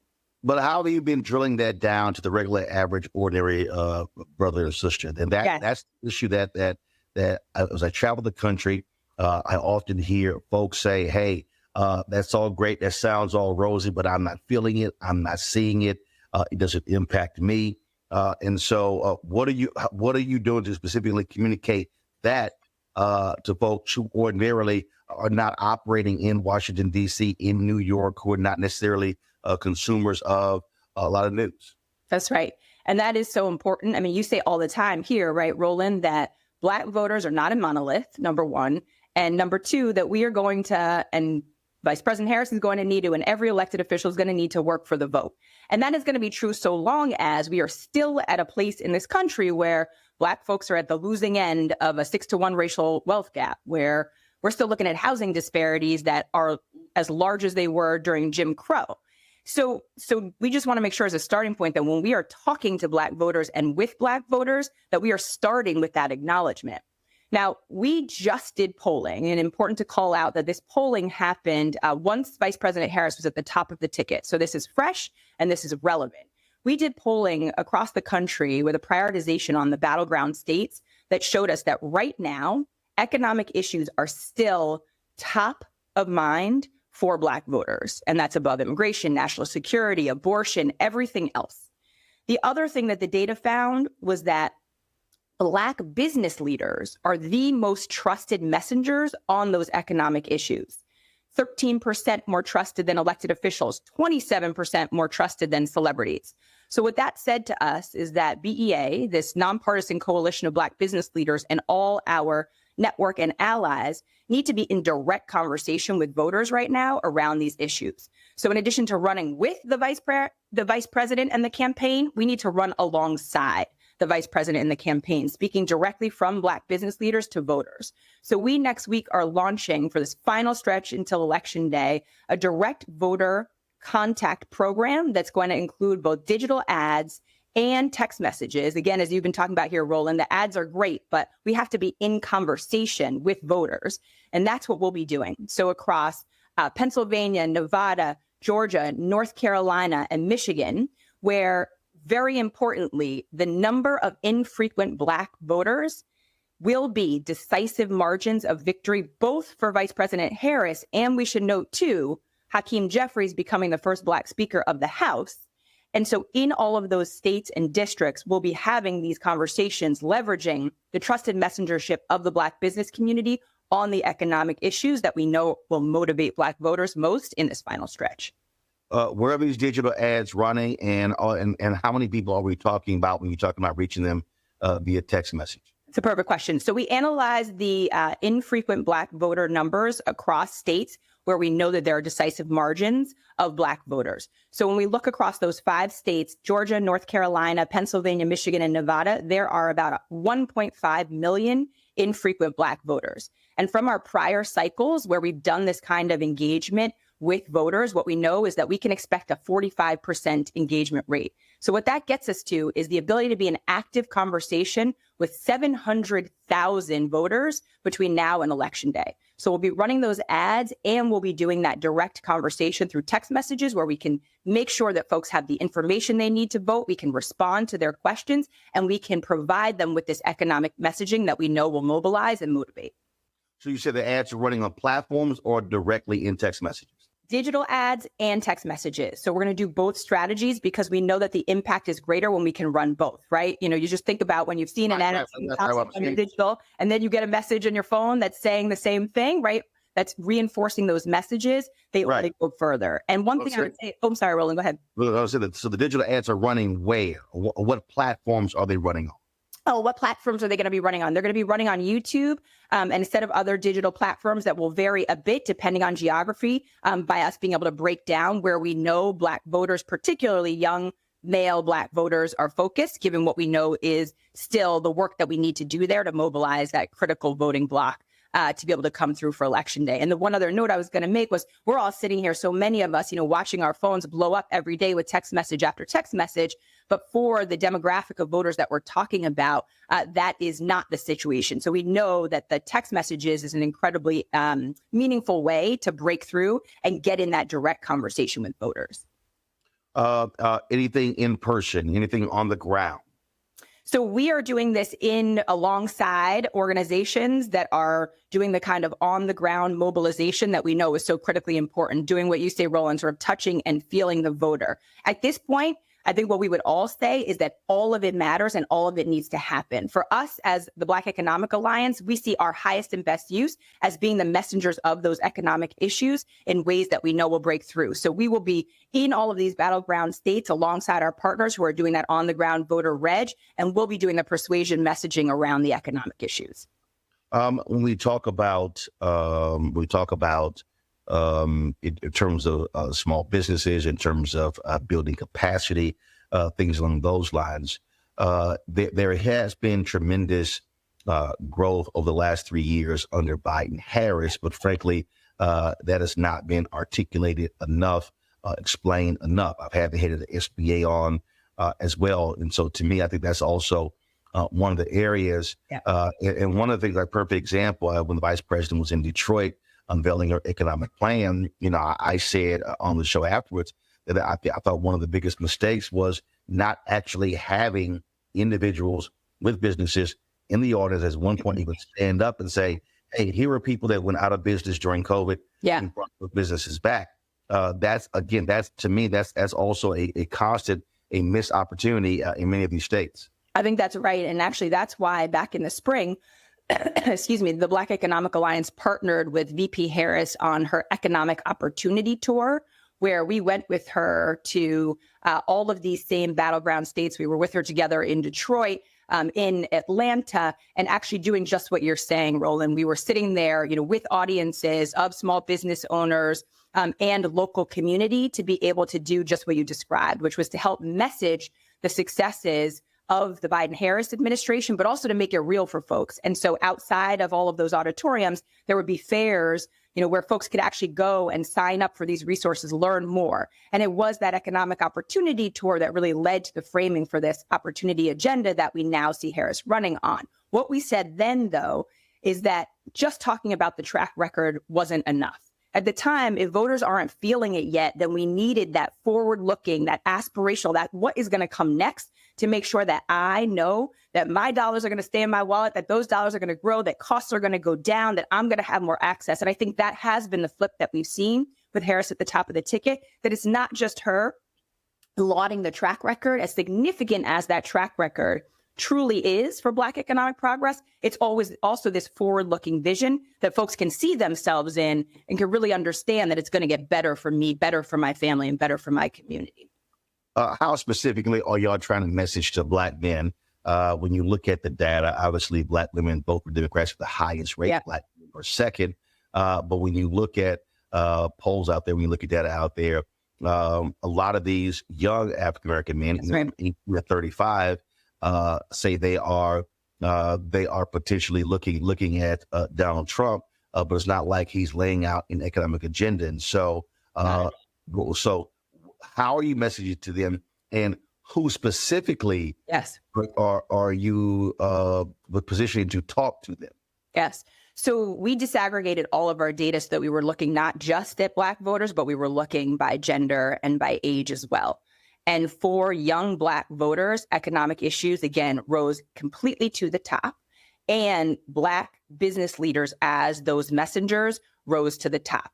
Then there were really helpful nuances once we looked, Roland, at the messaging and how you talk about these issues. So, for example, when you talk about lowering costs, which is important to all Black folks, what we saw with men was that talking about this within the context of wages was most persuasive, whereas when you looked at Black women, it said jump straight to lowering costs. And so we were able to learn those kinds of messaging nuances that are going to inform everything that we are saying as we're going out as this coalition of Black business leaders, talking specifically to young Black men. And that's what we have to do. We also have to know that our starting point needs to be to acknowledge the realities, right? If we just jump in, whether it's VP Harris or whether it's us as business leaders running alongside the VP in the campaign, and we start talking about what's coming next without talking about the current state, the pain, the structures, the actual issues that have been holding Black folks back when it comes to economic progress, then our messaging is going to fall on deaf ears. And so that starting point, that acknowledgement has to be the way to open up the door to every conversation when we are engaging young Black male voters. Last point, there are, 39 days left in terms of before Election Day. Early voting is already starting in some of these places. And it is going to be an election by the margins. You look at 2020, Georgia, Arizona, and if you look at even Michigan, you can throw in Pennsylvania, very slim margins. Obama won North Carolina by 14,100 votes. In 2008, North Carolina potentially is a state that is in play for the vice president this year as well. Rural voters, you talked about your text messaging campaign.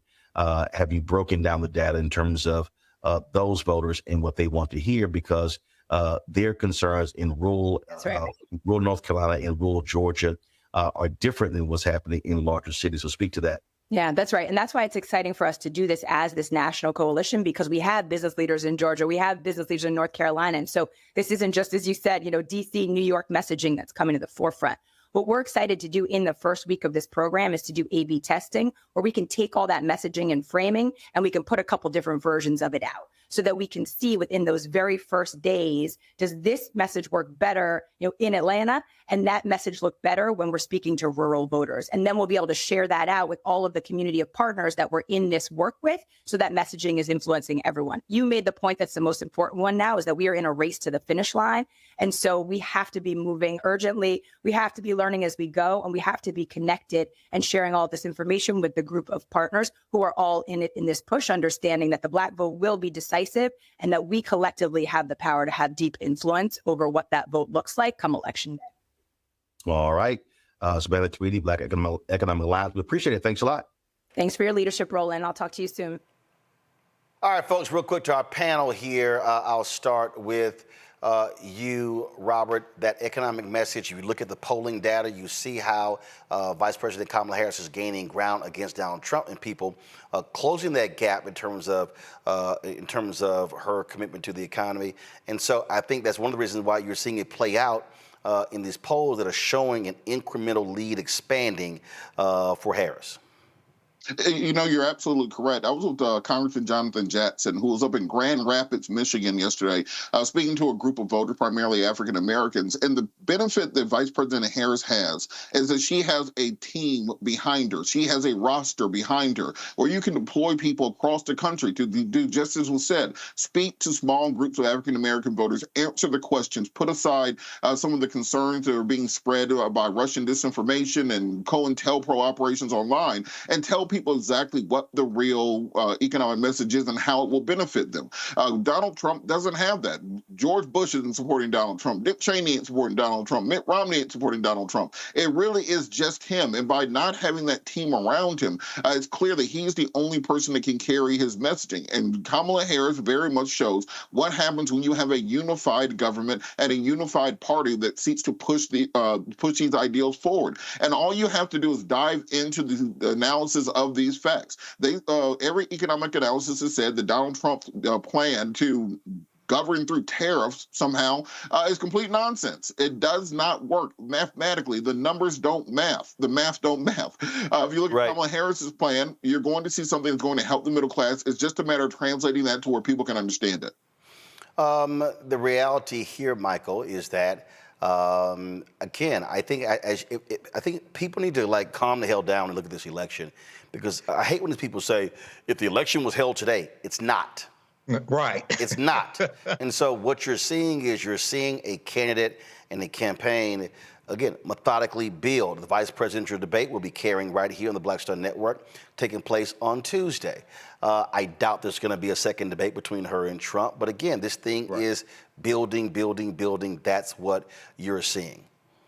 Absolutely. And, I've been going through her economic plan that was just released that you just discussed. Black Enterprise has a good article dealing with how this plan will help Black people. And one of the things they talk about is dealing with food costs, groceries. And they talk about how Black families spend 1.5 times more on food than white families. So Kamala Harris, as president, introducing a federal ban on price gouging for groceries would disproportionately benefit African Americans, Black people. It talks about directing 33% of federal contracts to Black and Latino-owned small businesses. That's huge. Okay, millionaires are created by federal contracts. Okay, so and I've managed 2 Black-owned companies that had contracts with local and state government. Federal is huge, and you have people who say, "Oh, well, this is not specifically for Black people." Right. Race-based policies are illegal based upon Title VI of the 1964 Civil Rights Act, Section 601, non-discrimination and federally assisted programs. So people have to understand law, but you can write policies that disproportionately positively benefit African Americans. And we see that. And Jelana, the reality is, I love these people who say, Vice President Kamala Harris, she's copying and pasting Biden's economic plan. Well, it is the Biden-Harris agenda, so I would think that if you the Harris in the Biden-Harris agenda and it's going well, that you ain't got a problem doing it. Well, I agree with you there, team. But I think that what's important about Vice President Harris's plan, her economic plan, one, we got to remember she hadn't had all this time to get her message out. She literally took over at the top of the Democratic ticket in was July or August. So for people to expect for her to have explained everything like Donald Trump could have, because he still conceptualizes shit, is wrong. But I think she's doing a good job. And what I think is really important about what she's doing is she's taking into consideration, and I want to make sure I don't mix this, that she's tackling racial and gender disparities by investing in communities of color and promoting economic justice. Why is that important? Because in this climate of Republicans and Trump getting rid of DEI, talking about critical race theory, where you want to just erase where we are today and why we are where we are today, we've got to have policies that address why and where we are today. Also, insofar as affordable housing, we need affordable rental. We talked about affordable home ownership if you want, but also we have a homelessness problem, and there are a lot of kids who are homeless. And I will tell you that Vice President Harris's economic plan addresses homelessness. You can go to any city and you will see where the mayors in those big cities are trying to move out the homeless population with their conventions and things coming. If you don't have a stable place to stay, you can't get a job, you can't get rest, you don't have a place to keep your food. She also actually, hold on. I got a reason I got to cut you off there. Here's why. I got to get to my next guest. Vice President Kamala Harris is going to be speaking in about 10 minutes, so I got to get this in before we do that. Daria Rose, I'm sorry. She's a lawyer. She's also been all over social media, breaking down Project 2025. I saw some of her videos and I said, look, we got to get her on the show. And I ran to her at the Congressional Black Caucus Foundation, AOC, and I was like, all right, let's do this. And so she joins us right now. First and foremost, glad to have you here. You've really been just walking people through Joe Madison, the late, great Joe Madison would always say you got to put it where the goats can get it. And that's what you've been doing. So what inspired you to start these series of Project 2025 videos on TikTok and other platforms? Well, thank you so much for having me, Roland. I'm excited to be on this platform. You've created such an audience and a place for Black people to come and get their news, and sometimes we don't really have that. And part of what inspired me, after I graduated from Yale in 2022, I went to work in a big law environment, and I was always on social media, and I noticed that my friends weren't talking about the election, they weren't talking about politics, but I knew that they cared about it. There just wasn't a big outlet for it. For things like Project 2025 and Chevron deference and all the Supreme Court decisions that continue to come out, people don't really know about them, and the news doesn't do a great job at talking about them. I know my friends don't really have cable, so I decided I wanted to make videos on TikTok, on Instagram, where we spend so much of our time, too much of our time sometimes. And yeah, it's just been really great to see the response, and I've built an amazing audience, and we can converse back and forth, and we talk about issues, and there's so many people every day who tell me, I didn't even know about this. I hadn't heard about Project 2025. And have you been surprised, because first of all, when Taraji Henson mentioned it on the BET Awards, it actually just blew it up. But look, the average person ain't going to go through 921 pages. No. And so, one, how long did it take you to go through all of that? And two, what are 2 or 3 things that just jump out at you where you are reading going, these folks are nuts? Well, I had heard about Project 2025 way before. People had been talking about it for months. And then when Taraji came out and said it, I was like, okay, it's go time. People are going to be looking this up. They're going to get discouraged when they see the 900 pages. It took me about a few weeks, of learning it and talking to my friends about it, and then to sit down and really go through what are the most important things. I say the 3 things that really jumped out to me. 1, the issue on abortion. They want to completely get rid of abortion access. They also mentioned this thing called the Comstock Act that a lot of people don't know about, but it's a law that basically made the shipping of birth control pills illegal. So we're talking about not just abortion, but now we're talking about birth control. So it's just running the gamut. And remember, it was Justice Clarence Thomas who made that point in the Dobbs decision where, oh yeah, contraception. And so folks were saying, hey y'all, they ain't stopping at abortion. No, they're not. They're trying to expand it. The second thing that was absolutely crazy to me is dismantling the Department of Education. The Department of Education has been around over 50 years, and before that, we've always had some form of regulation for our education system. I think this is their move to the Christian nationalist thing. They believe that professors and institutions are radicalizing children. They don't believe in DEI. They're believing in banning books. So getting rid of the Department of Education is one huge step in that. I think the third and most concerning one is their plan for Schedule F, and that's to reclassify a bunch of federal employees and make them at will, essentially being able to fire them. They'd be able to fire the scientists at NASA from the people who work on the Food and Drug Administration and the FDA and replace them with DJT loyalists who will do his bidding. So those were the three huge ones. There's so much other stuff in there. They want to get rid of porn, make it illegal for anyone distributing it. They want to... There's a lot in there. First of all, which is hilarious because the CEO of Grindr said the Republican National Convention is literally the Super Bowl for Grindr for people who are on their app. Yes, I heard that too, and I heard they had to get rid of traffic during it.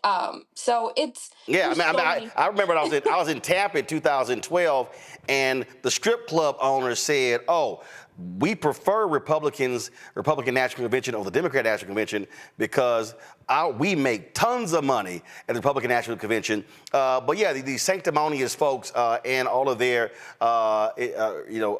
religious talk, we know, which is also fraudulent. But one of the things that we talked about at the top of the show is the Department of Justice and how they want to weaponize it. And the point that you also made that folks don't really understand.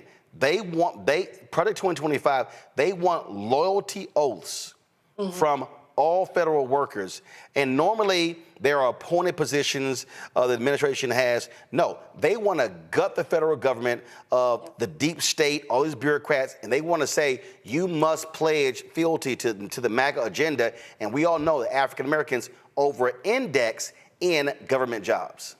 Exactly. They've created this whole conservative LinkedIn platform. So on the first day, if he was to get elected and be in office, he would have 10,000 workers ready at his disposal who have taken this sort of oath, like you say, to be loyal to him.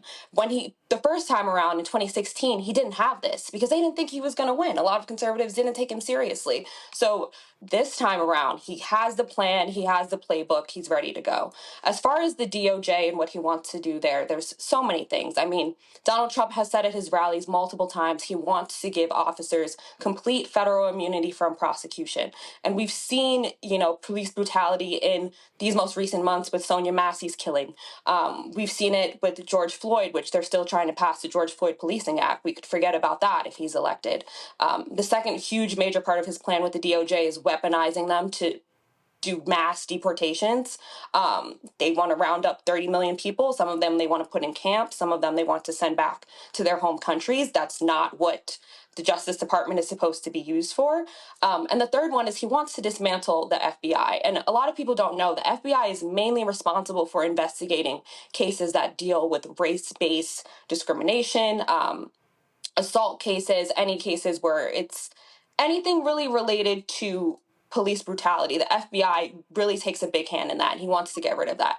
So all three prongs of those are very, very concerning, especially for Black and brown communities that are already over-policed and over-indexed.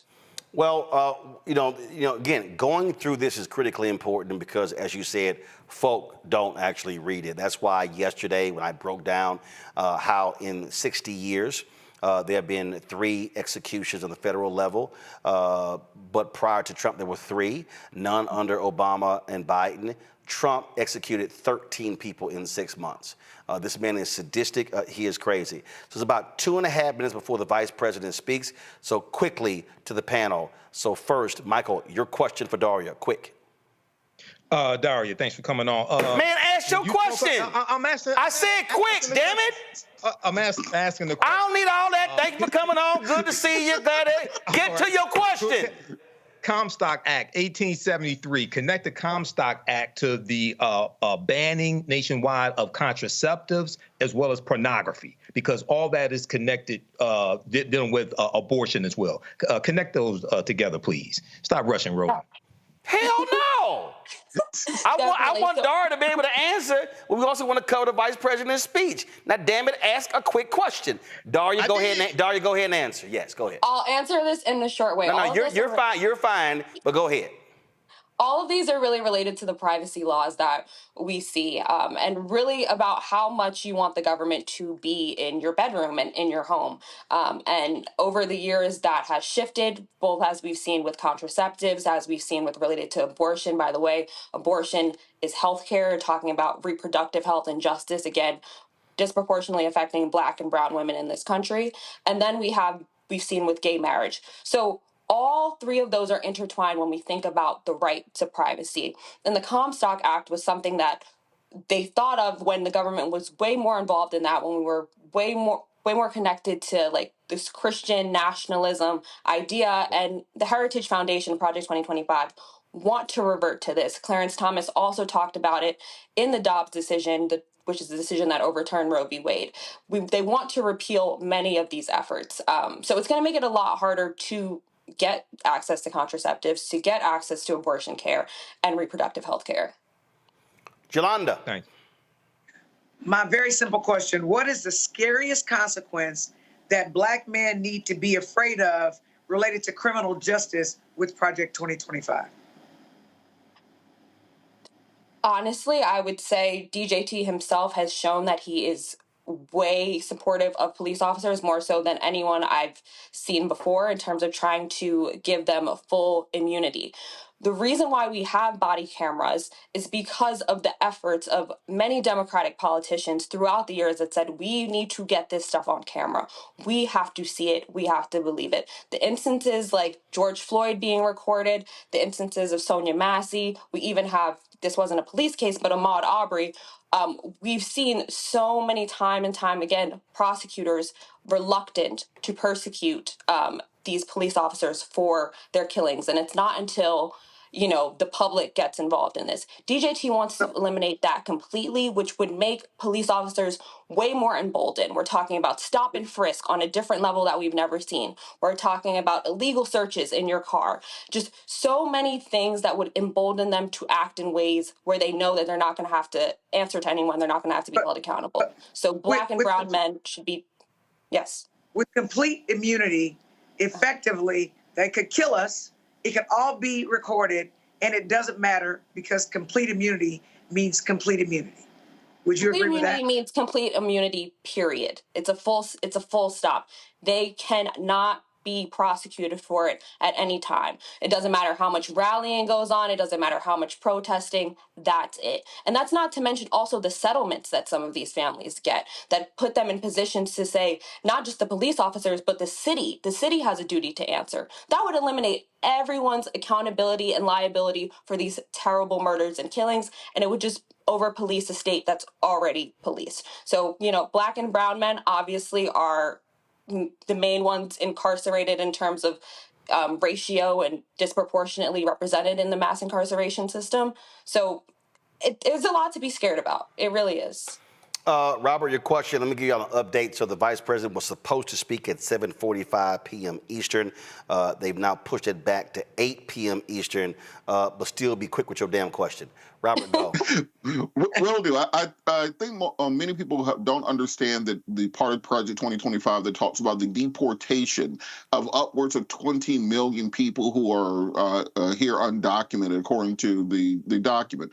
Can you talk about what that would actually mean to communities when you have to send in ostensibly stormtroopers to drag families out of their houses, put them on trucks, put them into concentration camps while you sort them out, and then basically taking 10% of the country and pushing them out? Can you talk about what the effects of that will be?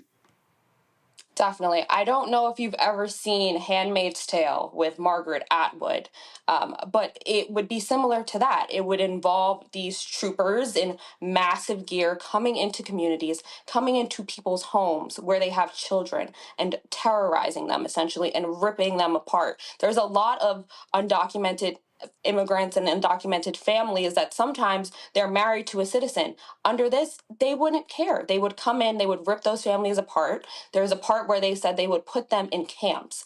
These sound like internment camps that we had back in the days of like World War II and the Japanese, which we've since apologized for. So it would unleash a whole level of brutality like we've never seen before. The effects on the mental health of the citizens watching this, not just the undocumented citizens, but the people who they have their neighbor, they saw their neighbor just being dragged out of their home. It would be really, really terrible and unfortunate for everyone involved. So there's really no words for it. We've never seen anything like it. It would be a mass rounding up of 30 million people in a lot of cases who are vital to our economy, who work alongside us, who live alongside us, who eat alongside us. And Daria, the thing that people really need to understand, first of all, anytime the Trump people say, oh, we disavow this, they're lying. They're lying. A bunch of Trump officials wrote it. They are in lockstep. We already know, which you know well, he followed everything the Federalist Society wanted to do in naming Supreme Court justices. And so all he's going to say is, okay, here you go, Heritage Foundation. Y'all do what the hell y'all want. I'm just here for the pomp and circumstance. So people need to understand, this is a working document. This is real. This is literally the hardcore right-wing blueprint master plan for completely decimating the federal government. That is their absolute goal. This is not a theoretical exercise. No. Or a hypothetical exercise. It is real. It's very real. It's very real. And they want to dismantle the administrative state, which they've already started doing with the decision that came down in June, which is Chevron deference. So they completely gutted Chevron, which was part of the administrative state, which gave deference to these agencies like the EPA, like NOAA, like the FDA, who they have experts who are allowed to make decisions on very vital aspects of the day-to-day lives of average Americans. And they said, no, we're taking that power back and we're putting it into our hands. Putting DJT back in office, again, would allow the power to be back in his hands because he would eliminate large sections of the administrative state that kind of act as insular barriers to keep him from doing this. And people really don't understand that because they never had to interact with it before. But if he comes into office and he works with the Heritage Foundation, who, by the way, some of them I went to school with, they're not dummies. They know what they're doing. They've read the Constitution. They understand the things that are in there, and they can implement them in ways that are legal. Absolutely, absolutely. Daria Rose, we appreciate it. We're going to have you back, and so just let us know when, because and then what we do is, just like I've been doing, like taking these segments, driving them on social, because I mean, look, you're approaching 200,000 followers on TikTok, about 25,000 on Instagram. That's important because the data shows that folks 18 to 35. More than 50% are getting their information from TikTok and Instagram. So if we're not feeding real information into those platforms, then folks are seeing a bunch of misinformation, a bunch of lies, a bunch of BS. And so you got to have folks who are breaking this stuff down in bite-sized ways for people to understand. Exactly. Keep it simple, keep it accessible, and that's the way we're going to keep the public informed. All right. Thank you so much for having me. Appreciate it. We'll have you back. Thank you so very much. Going to go to a quick break. We come back more. We get about 9 minutes away from the Vice President speaking in Arizona. You're watching Roland Martin Unfiltered on the Black Star Network. Don't forget to support the work that we do. Our goal is to get 20,000 of our fans contributing on average $50 each. It's $4.19 a month, 13 cents a day. I hate the fact that that Cash App has completely changed their policy. A lot of you were supporting us via Cash App. We're working through trying to work around with that, but the way to give right now, P.O. Box 57196, check and money orders, Washington, D.C. 20037-0196. PayPal is paypal.me/R Martin Unfiltered. Venmo is venmo.com/RM Unfiltered. Zelle, Roland at RolandSMartin.com, Roland at RolandMartinUnfiltered.com. We'll be right back. He told us who he was. Should abortion be punished? There has to be some form of punishment. Then he showed us. For 54 years, they were trying to get Roe v. Wade terminated, and I did it, and I'm proud to have done it. Now Donald Trump wants to go further with plans to restrict birth control, ban abortion nationwide, even monitor women's pregnancies. We know who Donald Trump is. He'll take control. We'll pay the price. I'm Kamala Harris, and I approve this message. Bob and I both voted for Donald Trump. I voted for him twice. I won't vote for him again. January 6th was a wake-up call for me. Donald Trump divides people. We've already seen what he has to bring. He didn't do anything to help us. Kamala Harris, she cares about the American people. I think she's got the wherewithal to make a difference. I've never voted for a Democrat. Yes, we're both lifelong Republicans. The choice is very simple. I'm voting for Kamala. I am voting for Kamala Harris. In 2016, Donald Trump said he would choose only the best people to work in his White House. Now those people have a warning for America. Trump is not fit to be president again. Here's his vice president. Anyone who puts themselves over the Constitution should never be president of the United States. It should come as no surprise that I will not be endorsing Donald Trump this year. His defense secretary. Do you think Trump can be trusted with the nation's secrets ever again? No. I mean, it's just irresponsible action that places our service members at risk, places our nation's security at risk. His national security advisor. Donald Trump will cause a lot of damage. The only thing he cares about is Donald Trump. And the nation's highest-ranking military officer. We don't take an oath to a king or a queen or to a tyrant or a dictator. And we don't take an oath to a wannabe dictator. Take it from the people who knew him best. Donald Trump is a danger to our troops and our democracy. We can't let him lead our country again. I'm Kamala Harris, and I approve this message. IVF is a miracle for us because it allowed us to have our family. After having my daughter, I wanted more children, but my embryo transfer was canceled 8 days before the procedure. Donald Trump overturning Roe v. Wade stopped us from growing the family that we wanted. I don't want politicians telling me how or when I can have a baby. We need a president that will protect our rights, and that's Kamala Harris. I'm Kamala Harris, and I approve this message. Here's a 78-year-old billionaire who has not stopped whining about his problems. Oh, she had a big crowd. Oh, the crowd. This weird obsession with crowd sizes. It just goes on and on and on.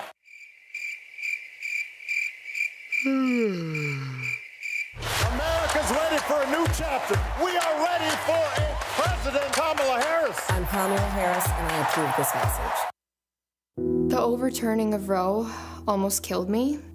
I had a blood clot in my uterus that caused my labor to have to be induced because of the overturn of Roe v. Wade. I wasn't able to get life-saving treatment sooner.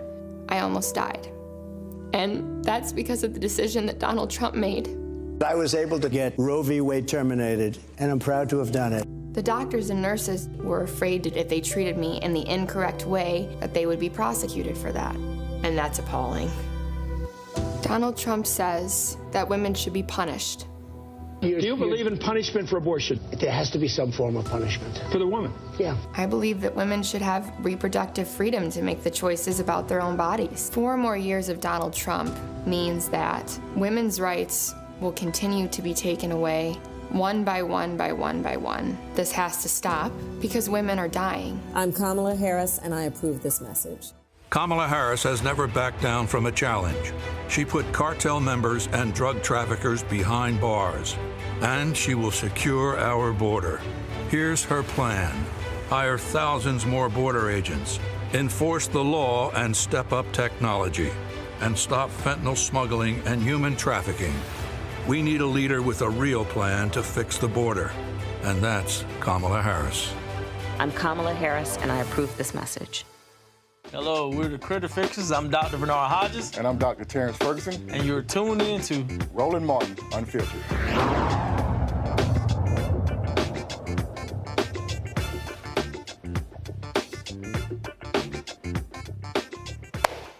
Oh, I love all the viral ads that laid all out what's going on. The folks at Vote Vets dropped this one, and they did not hold any punches.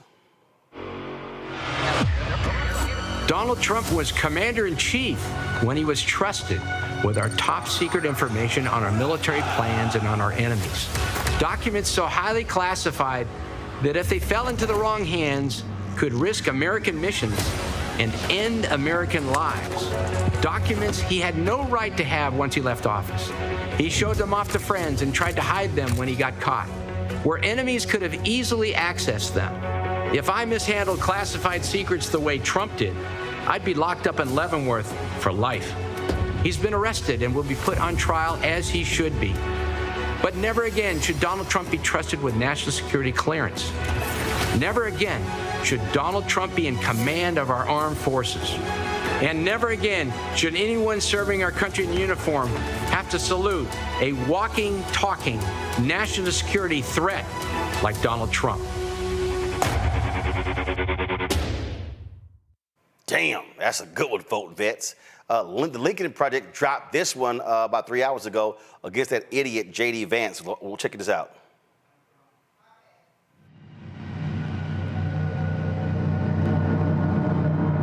A lot of moms and dads saw marriage as a basic contract, right? Like any other business deal. Once it becomes no longer good for one of the parties or both of the parties, you just dissolve it and go on to a new business relationship. And this is one of the great tricks that I think the sexual revolution pulled on the American populace, which is this idea that, like, well, okay, these marriages were fundamentally, you know, they were maybe even violent, but certainly they were unhappy. And so getting rid of them and making it easier for people to shift spouses like they change their underwear, that's going to make people happier in the long term. And what we have is a lot of very, very real family dysfunction that's making our kids unhappy.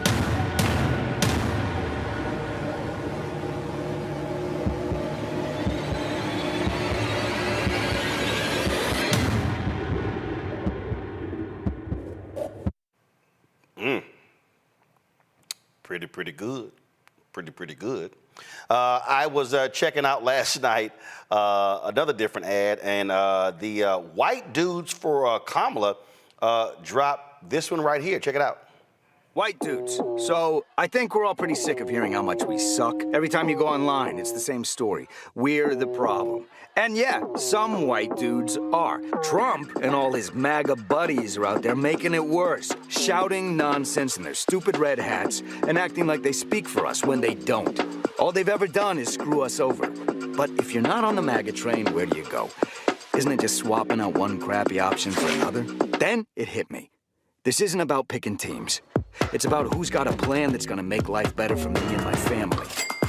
So I've been doing my own research and decided to check out Kamala Harris and Tim Walz. And before you jump down my throat, they're actually talking to guys like us. No lectures, no BS. Just real solutions that protect our freedoms and help us take care of the people who matter. And honestly, I think Harris and Walz are the ones to make that happen. End of the day, you're your own man. It's your call. But if anyone gives you crap about it, tell them it's none of their damn business. All right, what do you think, Robert? I think they're doing a great job now, because what they're doing is appealing directly to the American people and directly to people who are normally a weakness for them. The fact that Kamala Harris, who ran in 2020 as being one of the most progressive members of that race, and now to see her appealing to middle-class white male voters, seeing her appealing to veterans, to military voters, it shows that the Democratic Party is a big enough tent that they can bring in everybody from Bernie Sanders to Dick Cheney to be on the same side of the things versus the MAGA movement, which is continuing to shrink and just is MAGA or nothing. That if you're not part of that, you're a rhino. We don't want you part of that. I think that it shows how big the American body politic can be when they unite around one candidate.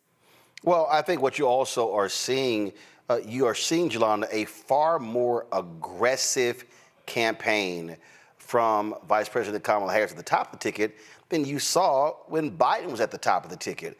You look at the press releases they sent out. You look at how they are very quick with their viral ads. I mean, they're not wasting time trying to be above the fray. They're saying, oh, you go low? Yeah, we're going to punch you down there too. Well, you know, again, I don't agree with Michelle Obama. When you go low, I'm going to get in the gutter. One. Two, it also shows that she's not conceding white men.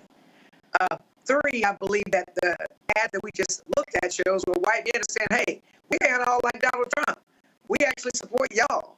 So I like the ad. I think it's helpful. And I think that when you have an aggressive racist like Donald Trump, we need an aggressive black fighting, smart ass woman fighting back and hitting hard and letting people know that she can go with the best of them and even the craziest of them, and she can still handle our business.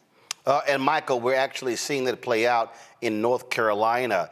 Some polling shows she's pulling anywhere from 40 to 45% of the white vote. I've been trying to explain to people, Donald Trump got 53% of the white female vote. If she's able to take that from 53 to 50, that's the election.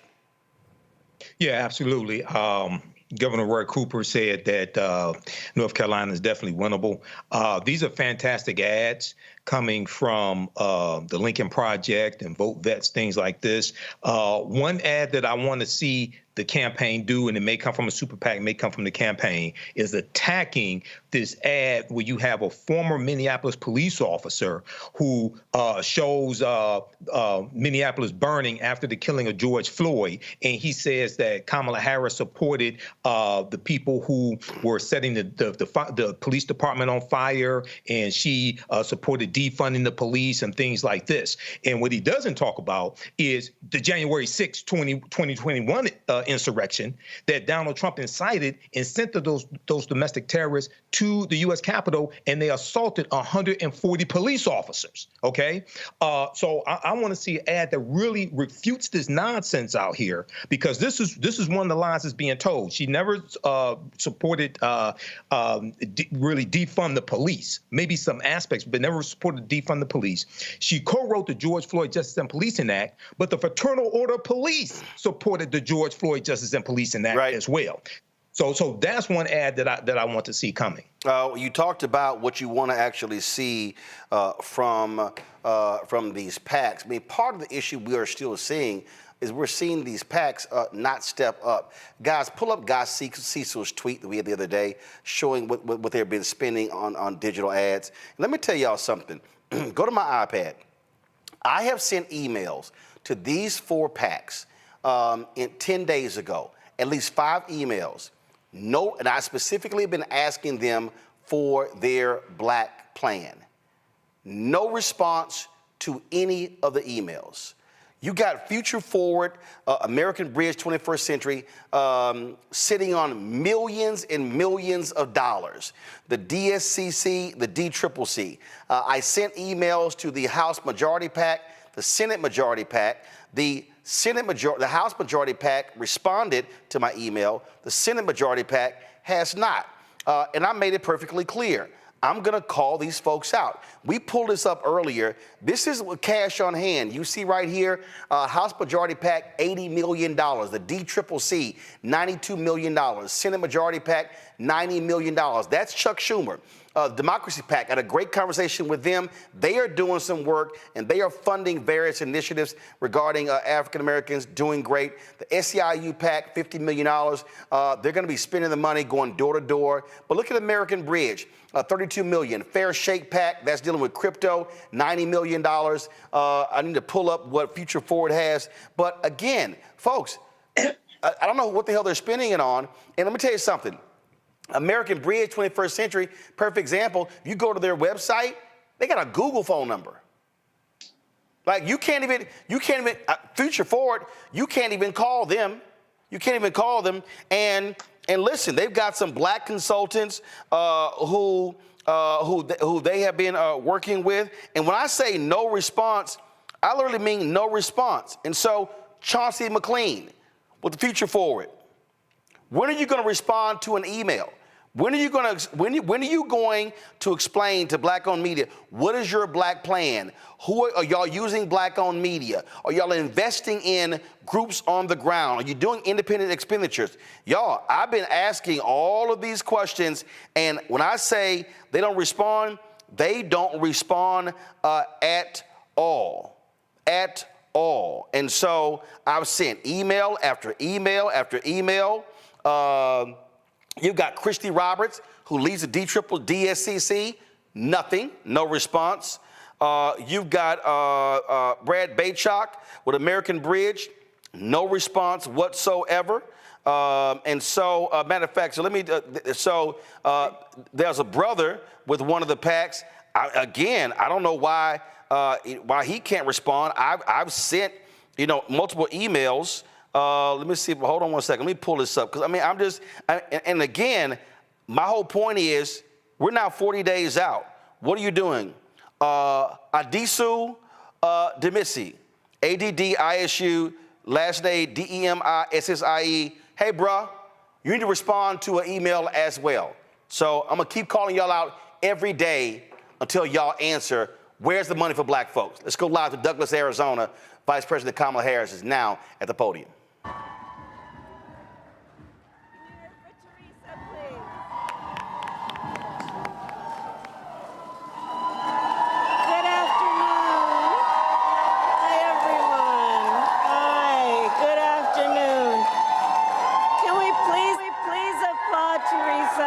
Extraordinary courage. Please, can we applaud? Extraordinary courage.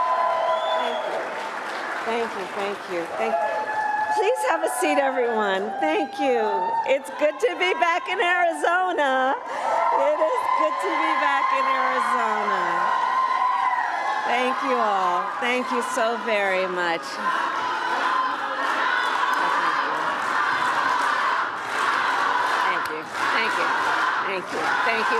Thank you. I appreciate it. Thank you so very much.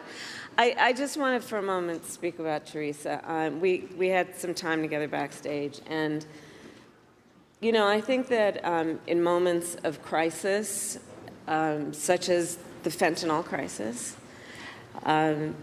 there are people who, through their suffering and their pain, rise with courage in such a selfless way to be a voice for others with the anticipation and the hope and the hard work of hoping that their story will be the reason other people don't have that story. And you sharing your story about Jacob and your advocacy on why we have to stop this scourge is so incredibly important. And again, I applaud Teresa, and I know we all do. And our need to stop this issue is one of the reasons that we are all here together today. I also want to thank the extraordinary elected officials who are here. Senator Mark Kelly came with me. He and his extraordinary wife, Gabby Giffords, traveled with me from Washington, D.C. to be here. And Senator Kelly has been talking with me for quite some time about the importance of this visit. And so I thank you in front of all of our friends for your work. Thank you. Thank you. Attorney General Chris Mays, who just tore up the floor. She is, one of, I'm going to talk a bit about it in a minute, but some of the work that I have done in my career as Attorney General, and watching her do the work that she has done as Attorney General really does emphasize the importance of having the right leader at the right time, in the right place, and that's who she is. Mayor Hewish, I thank you for the warm welcome. We've spent some time together. You've shared with me the needs of your community, and I thank you for your leadership as well. And to all the elected and community leaders here today, thank you for taking the time out of your busy lives to be here this afternoon. Before I begin, I do want to say a few words about Hurricane Helene. I spoke this morning with our FEMA Administrator, Chris Well, and President Biden and I, of course, will continue to monitor the situation closely. We have mobilized more than 1,500 federal personnel to support those communities that have been impacted. We have food, water, and generators that are ready for deployment. And we are working to restore power for millions of people who currently are experiencing outages. And I just want to stress, and for the press that is here, to those who are watching, the storm continues to be dangerous and deadly, and lives have been lost, and the risk of flooding still remains high. So I continue to urge everyone to please continue to follow guidance from your local officials until we get past this moment. So thank you all. And now I'll speak about, in particular, the people who are here today and why we are gathered here together today. So Arizona, I think you all know, and this is why you are here, there are consequential issues at stake in this election. And one is the security of our border. The United States is a sovereign nation, and I believe we have a duty to set rules at our border and to enforce them. And I take that responsibility very seriously. We are also a nation of immigrants. The United States has been enriched by generations of people who have come from every corner of the world to contribute to our country and to become part of the American story. And so we must reform our immigration system to ensure that it works in an orderly way, that it is humane, and that it makes our country stronger.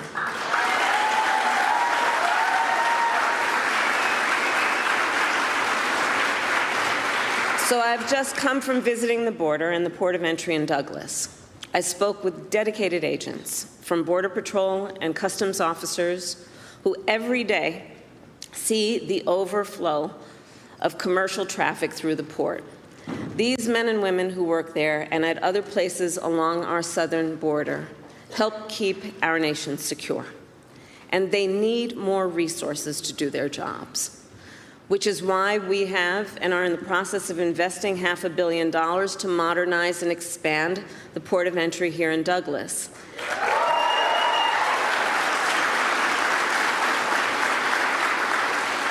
And why last December I helped raise the rate of overtime pay for border agents, and also why I strongly supported the comprehensive border security bill. Written last year, as you know, by a bipartisan group of senators, including one of the most conservative members of the United States Congress. That bill would have hired 1,500 more border agents and officers. It would have paid for 100 inspection machines to detect fentanyl that is killing tens of thousands of Americans every year. It would have allowed us to more quickly and effectively remove those who come here illegally, and it would have increased the number of immigration judges and asylum officers. It was the strongest border security bill we have seen in decades. It was endorsed by the Border Patrol Union, and it should be in effect today, producing results in real time right now for our country.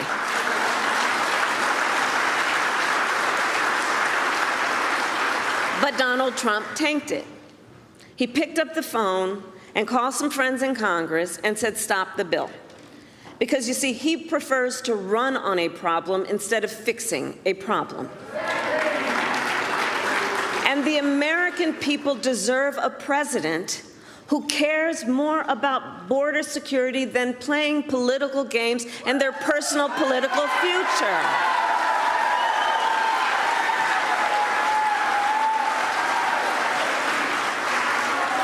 And so even though Donald Trump tried to sabotage the border security bill, it is my pledge to you that as President of the United States, I will bring it back up and proudly sign it into law.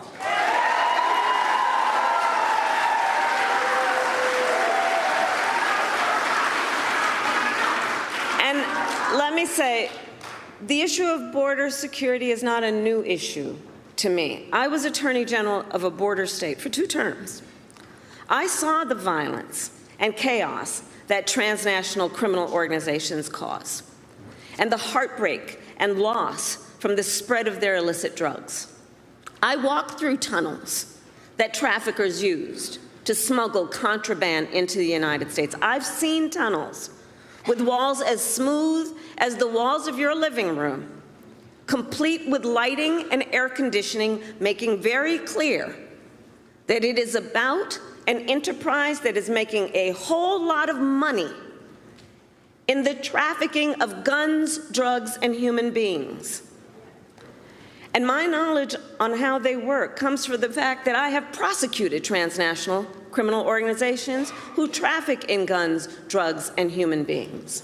My team and I broke up a heroin trafficking ring in the Bay Area with ties to Mexican cartels. We took down a gang working with the Sinaloa cartel to traffic methamphetamine into the United States. We seized millions of dollars worth of cocaine from the Guadalajara cartel and broke up a drug trafficking operation including pill mills and so-called recovery centers that were pushing opioids with deadly results.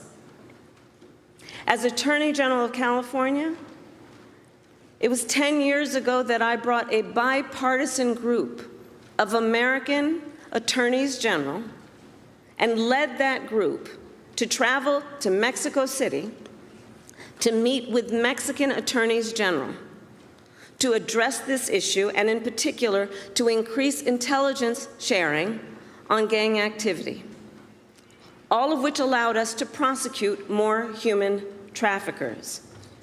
And I started, as Attorney General, the first comprehensive report in the state of California analyzing transnational criminal organizations and the threats they pose to public safety and to the economy. So stopping transnational criminal organizations and strengthening our border is not new to me, and it is a long-standing priority of mine. I have done that work, and I will continue to treat it as a priority when I am elected President of the United States.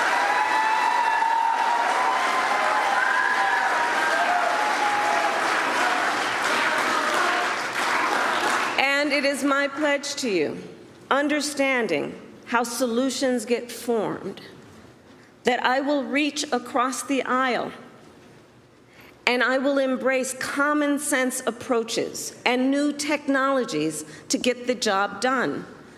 Because I know transnational gangs coming across the border, trafficking in guns, drugs, and human beings could care less who somebody voted for in the last election. They could care less. They've got one goal in mind.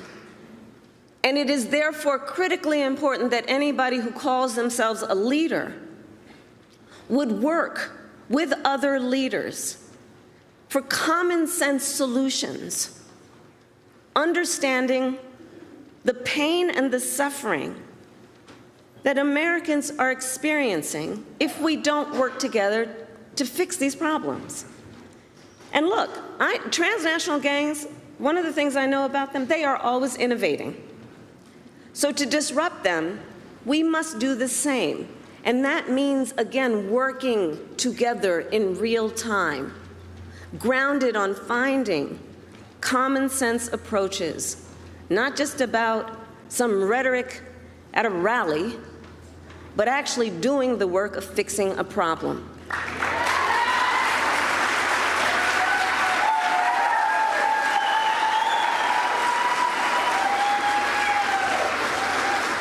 And as president, I won't only bring back the border security bill that Donald Trump tanked. I will do more to secure our border.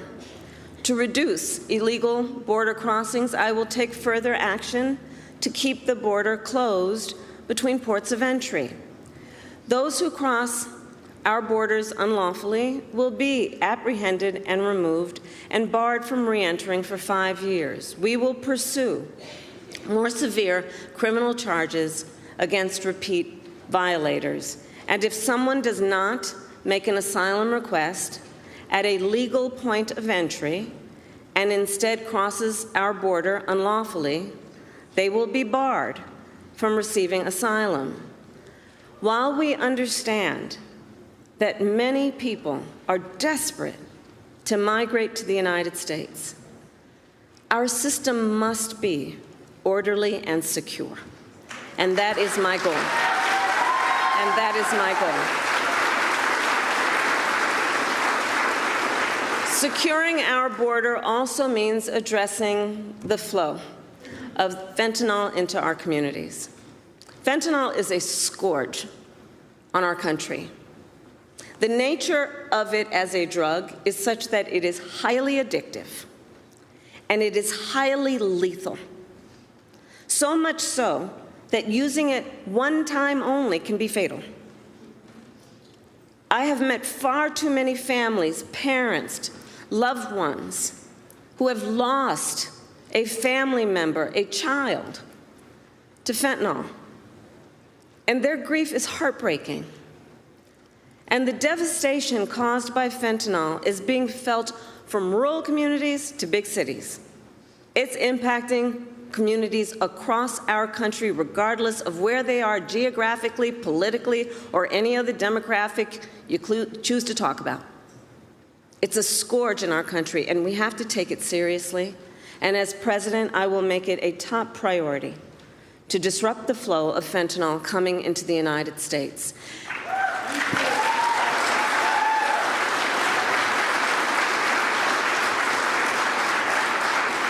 And I know everyone here understands that most of the fentanyl in America comes from two cartels based in Mexico. Most often, they are smuggling it through vehicles at legal ports of entry, like the one I visited today. The fact is, border officers don't have enough resources and are only able to search a fraction of the vehicles that pass through their checkpoints. This is unacceptable. They need the resources to do their jobs. And as we could have done with that border security bill, I will surge support to law enforcement agencies on the front lines, more personnel, more training, and more technology, including 100 new inspection systems that can detect fentanyl hidden in vehicles. And we will make sure that our ports of entry, including airports and seaports, have additional state-of-the-art technology to detect fentanyl and the chemical tools used to make it. I will also double the resources for the Department of Justice to extradite and prosecute transnational criminal organizations and the cartels. Yes.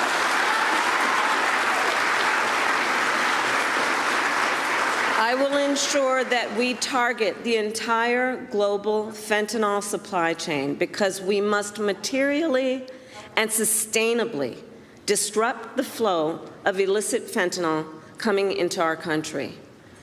My approach takes into account also that the precursor chemicals used to make fentanyl are by and large made in China and then shipped to Mexican cartels and trafficked right here into the United States. Our administration demanded that China crack down on the companies that make those chemicals, and it has started to happen. But they need to do more. And as president, I will hold them to their commitment to significantly reduce the flow of precursor chemicals coming from China.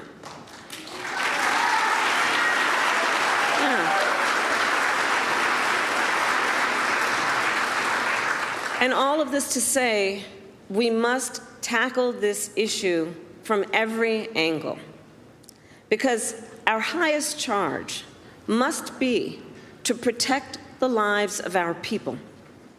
It must be to understand the pain and to have the courage to know that solutions are at hand if we focus on fixing a problem instead of running on a problem.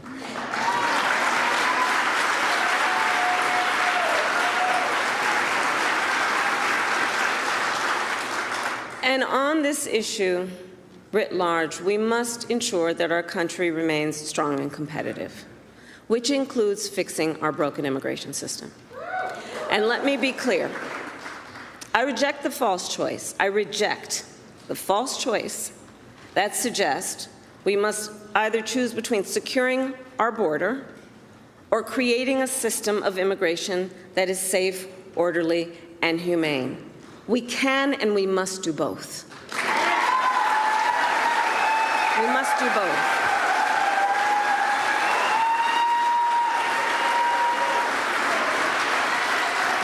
And we need clear legal pathways for people seeking to come into our country. And we must make our current system work better. For example, it can take years for asylum claims to be decided. Well, this is a problem we can solve, including by hiring more asylum officers and expanding processing centers in people's home countries. And as president, I will work with Congress to create, at long last, a pathway to citizenship for hardworking immigrants who have been here for years. For years. And deserve to have a system that works. I also have in mind our dreamers. I have met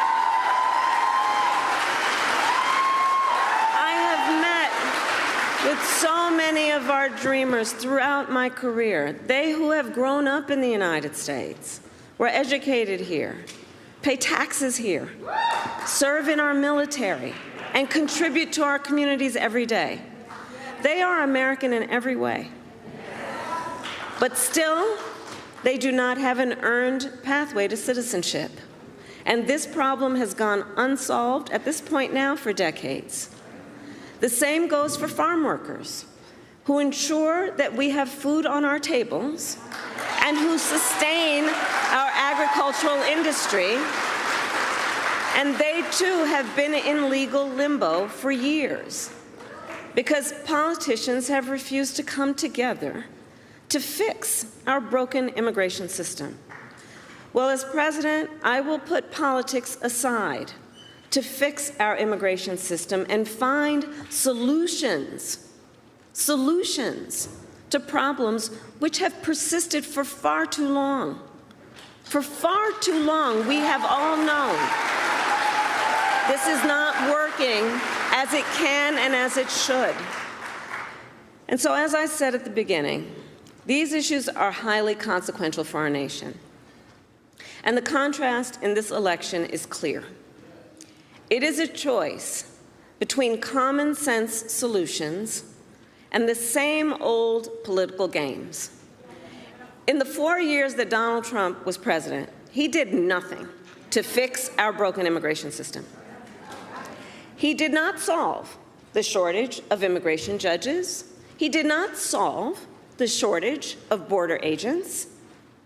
He did not create lawful pathways into our nation. He did nothing to address an outdated asylum system and did not work with other governments in our hemisphere to deal with what clearly is also a regional challenge. As overdoses went up during his presidency, he fought to slash funding for the fight against fentanyl. And what did he do instead? Well, let's talk about that. He separated families. He ripped toddlers out of their mother's arms, put children in cages, and tried to end protections for dreamers. He made the challenges at the border worse. And he is still fanning the flames of fear and division. And let me be clear, that is not the work of a leader. That is not the work of a leader. And that is, in fact, I think we all believe, an abdication of leadership.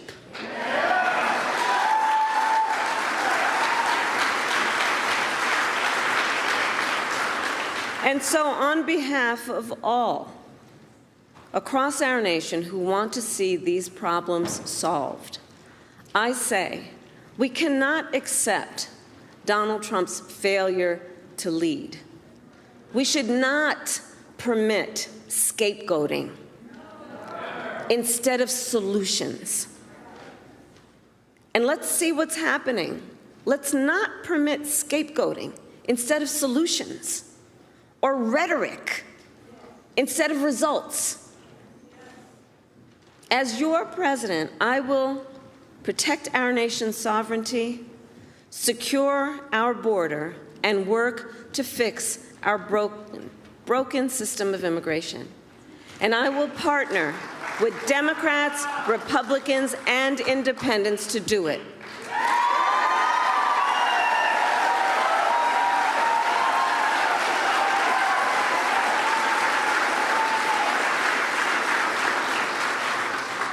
Arizona, it is time for us to turn the page on the ugly battles that have characterized our politics. And it is time to move forward together to achieve real solutions that make our country stronger.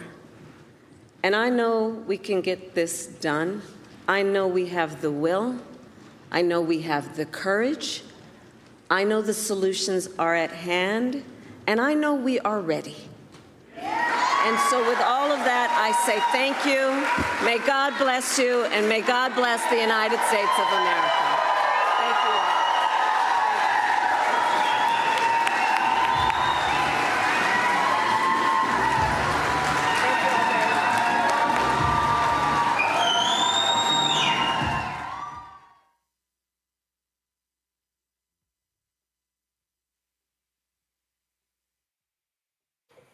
All right, folks, that was Vice President Kamala Harris speaking in Arizona. I want to quickly go to my panel to close this out. Robert, what you continue to see her do is remind people that it was Donald Trump who killed a bipartisan bill to deal with the border. Republicans, Senator James Lankford of Oklahoma, he also said they killed it. They owned up to it. And so that she is just pounding and pounding, pounding. So basically saying, don't give me this crap where you care about the border when you killed the bill because you said, I need to run on it.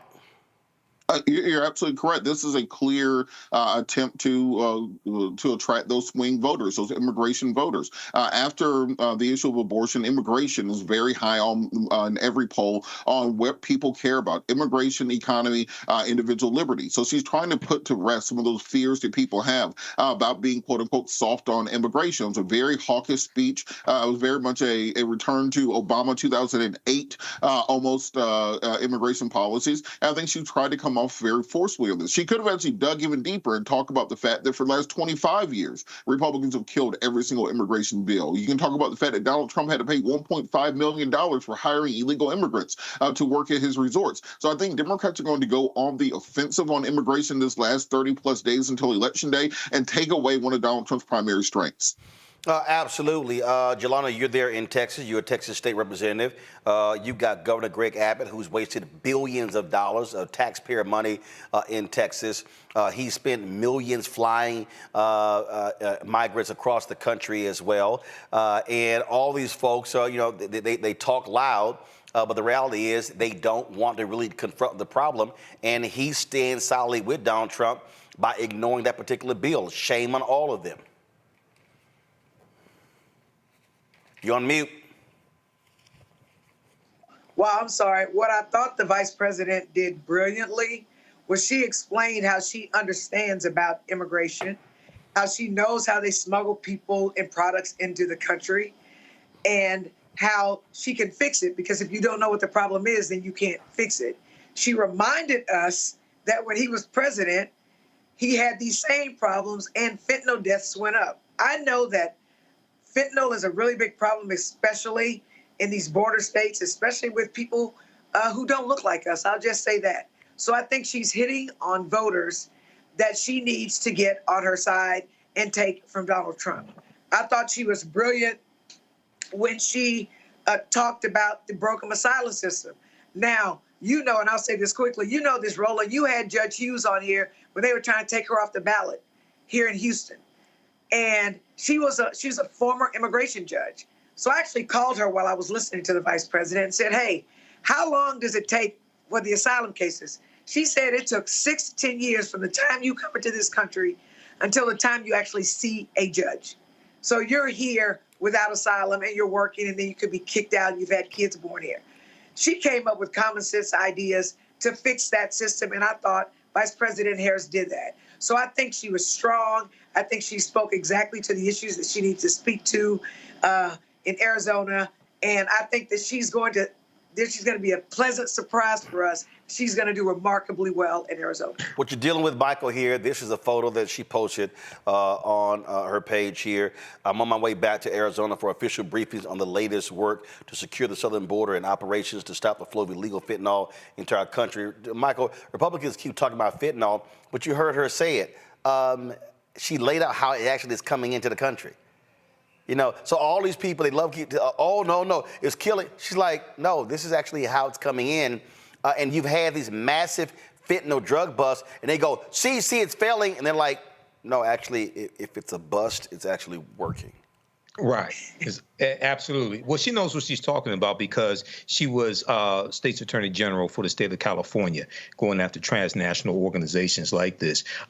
This is a real change in strategy for Democrats because usually what was perceived as a weakness, they would not take on head on like this. So she's doing the right thing from the border and then laying out her plan as well. And immigration, partly because of Trump blocking the border bill, okay, it has become a major issue in this 2024 election. And if he becomes president and he wants to try to deport 11 million, 15 million undocumented immigrants, whatever million he wants to put on it, whatever number, is going to arrest economic growth in this country and spur inflation and probably bring about a recession as well. OK, and as I say always, if you want to bring down undocumented immigrants and undocumented immigration to this country, stop eating foods you did not grow yourself. And a lot of people don't want to do that, okay? Because this is excellent what she's doing. She needs to keep this up.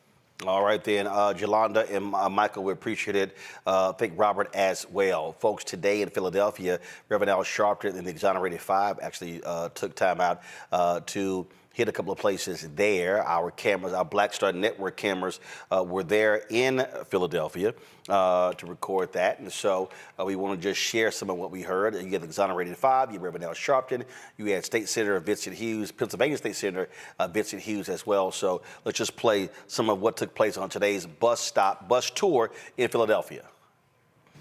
We cannot afford, after all that we have been through, and all that was fought for, with bloodshed, with nights in jail, with whatever house bombings occurred, to come this far now and lose our right to vote, lose our rights to our affirmative action. All of that is on the ballot. Now, how do you say that's on the ballot, Reverend? Because whoever is the president assigns the Supreme Court or nominates the Supreme Court, and whoever's in the Senate, they confirm. That's how come they could delay Obama's nomination for a year and then confirm 3 right-wingers that took back affirmative action, hurt voting rights, took away women's right to choose. So we're doing these stops. We're going to go to Pittsburgh and next week. We're stopping here. And I brought a busload really a minibus and a busload with me. It's going to move around the city today, but I wanted to be here for the kickoff. And I brought, since there is a rumor that some black men are being persuaded another way, we're not telling you to vote for, but we want you to have the information. I brought 2 young men that know one of the candidates well, Donald Trump. And they know him because when they were falsely accused of raping and battering a white woman in Central Park, he took out an ad and paid $85,000 calling for them to have the death penalty. They went to jail for years, one of them 7, the other 13. But they're free today, and they're in Philadelphia. I remember what Donald Trump did to us. We can never forget. And just to make it plain, when Donald Trump wrote those full-page ads in New York City's newspapers calling for the state to kill us, in big, bold headlines, it said, "Bring back the death penalty." bring back our police. This was 2 weeks after we were accused, not 2 weeks after we had gone to trial. 2 weeks they wanted people to believe the worst of us and not believe what the country says, that you're innocent until proven guilty. They looked at the color of our skin and not the content of our character and deemed us guilty. But those ads were something more. Those ads were a whisper into the darkest enclaves of society for them to do to us what they had done to Emmett Till. I want you to remember,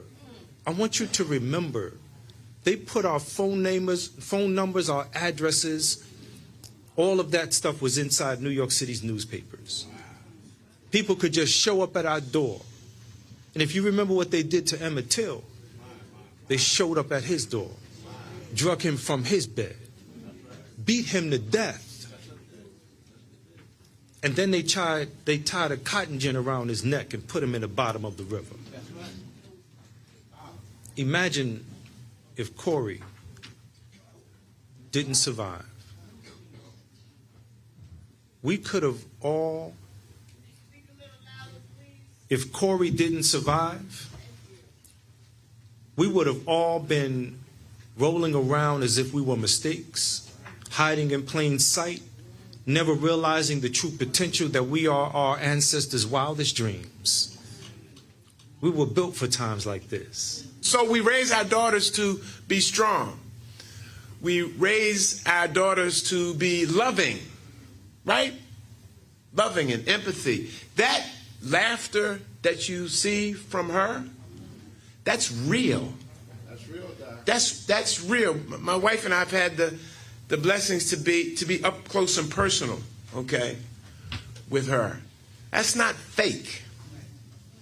That's real. Y'all can see it. Y'all can feel it, okay? You know, does the smile end as soon as the embrace walks away, or does it keep going? Or does she enter the conversation? Does she embrace young people, all right? We raise our daughters to be smart, strong, loving, to be resilient. She ran for president. She lost.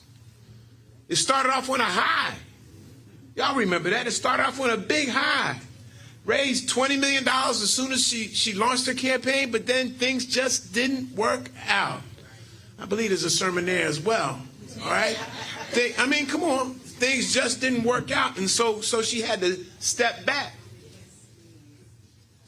But next thing you know, she's vice president, and we raise our daughters to be resilient. We raise our daughters to have all of those qualities that she has. And we say to young women, young girls, this is how you should be. They need to see that.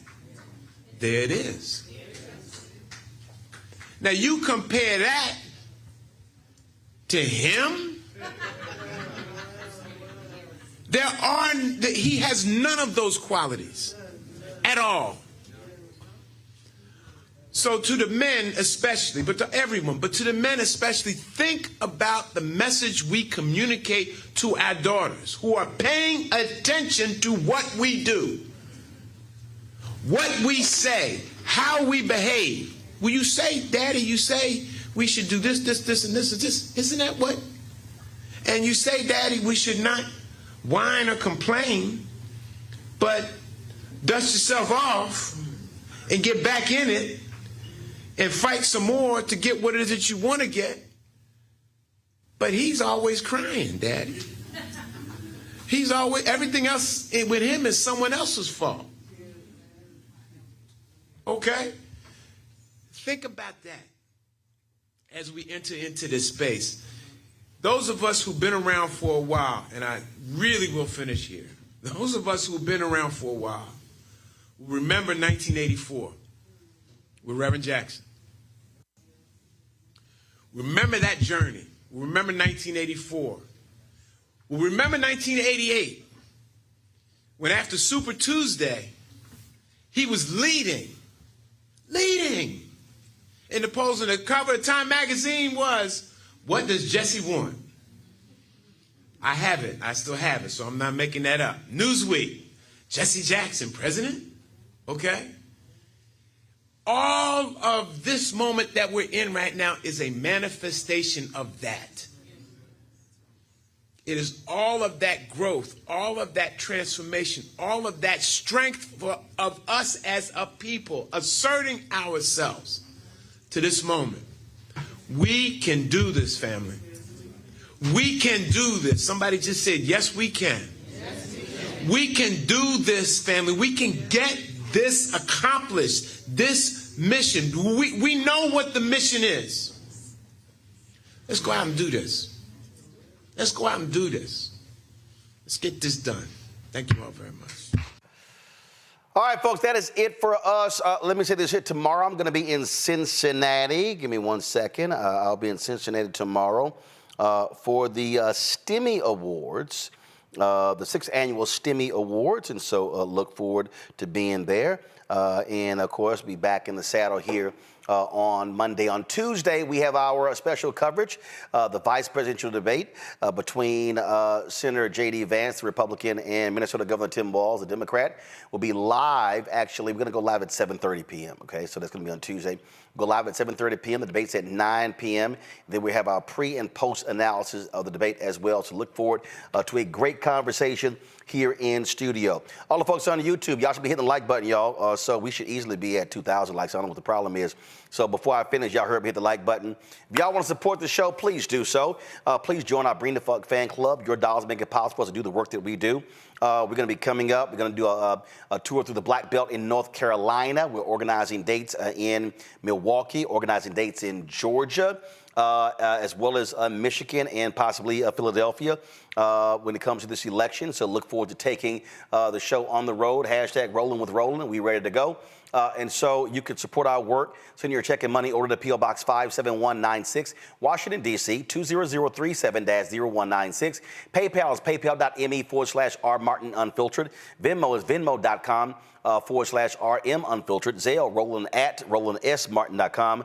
Roland at RolandMartinUnfiltered.com. Hopefully by next week, we'll have this whole Cash App thing sorted out.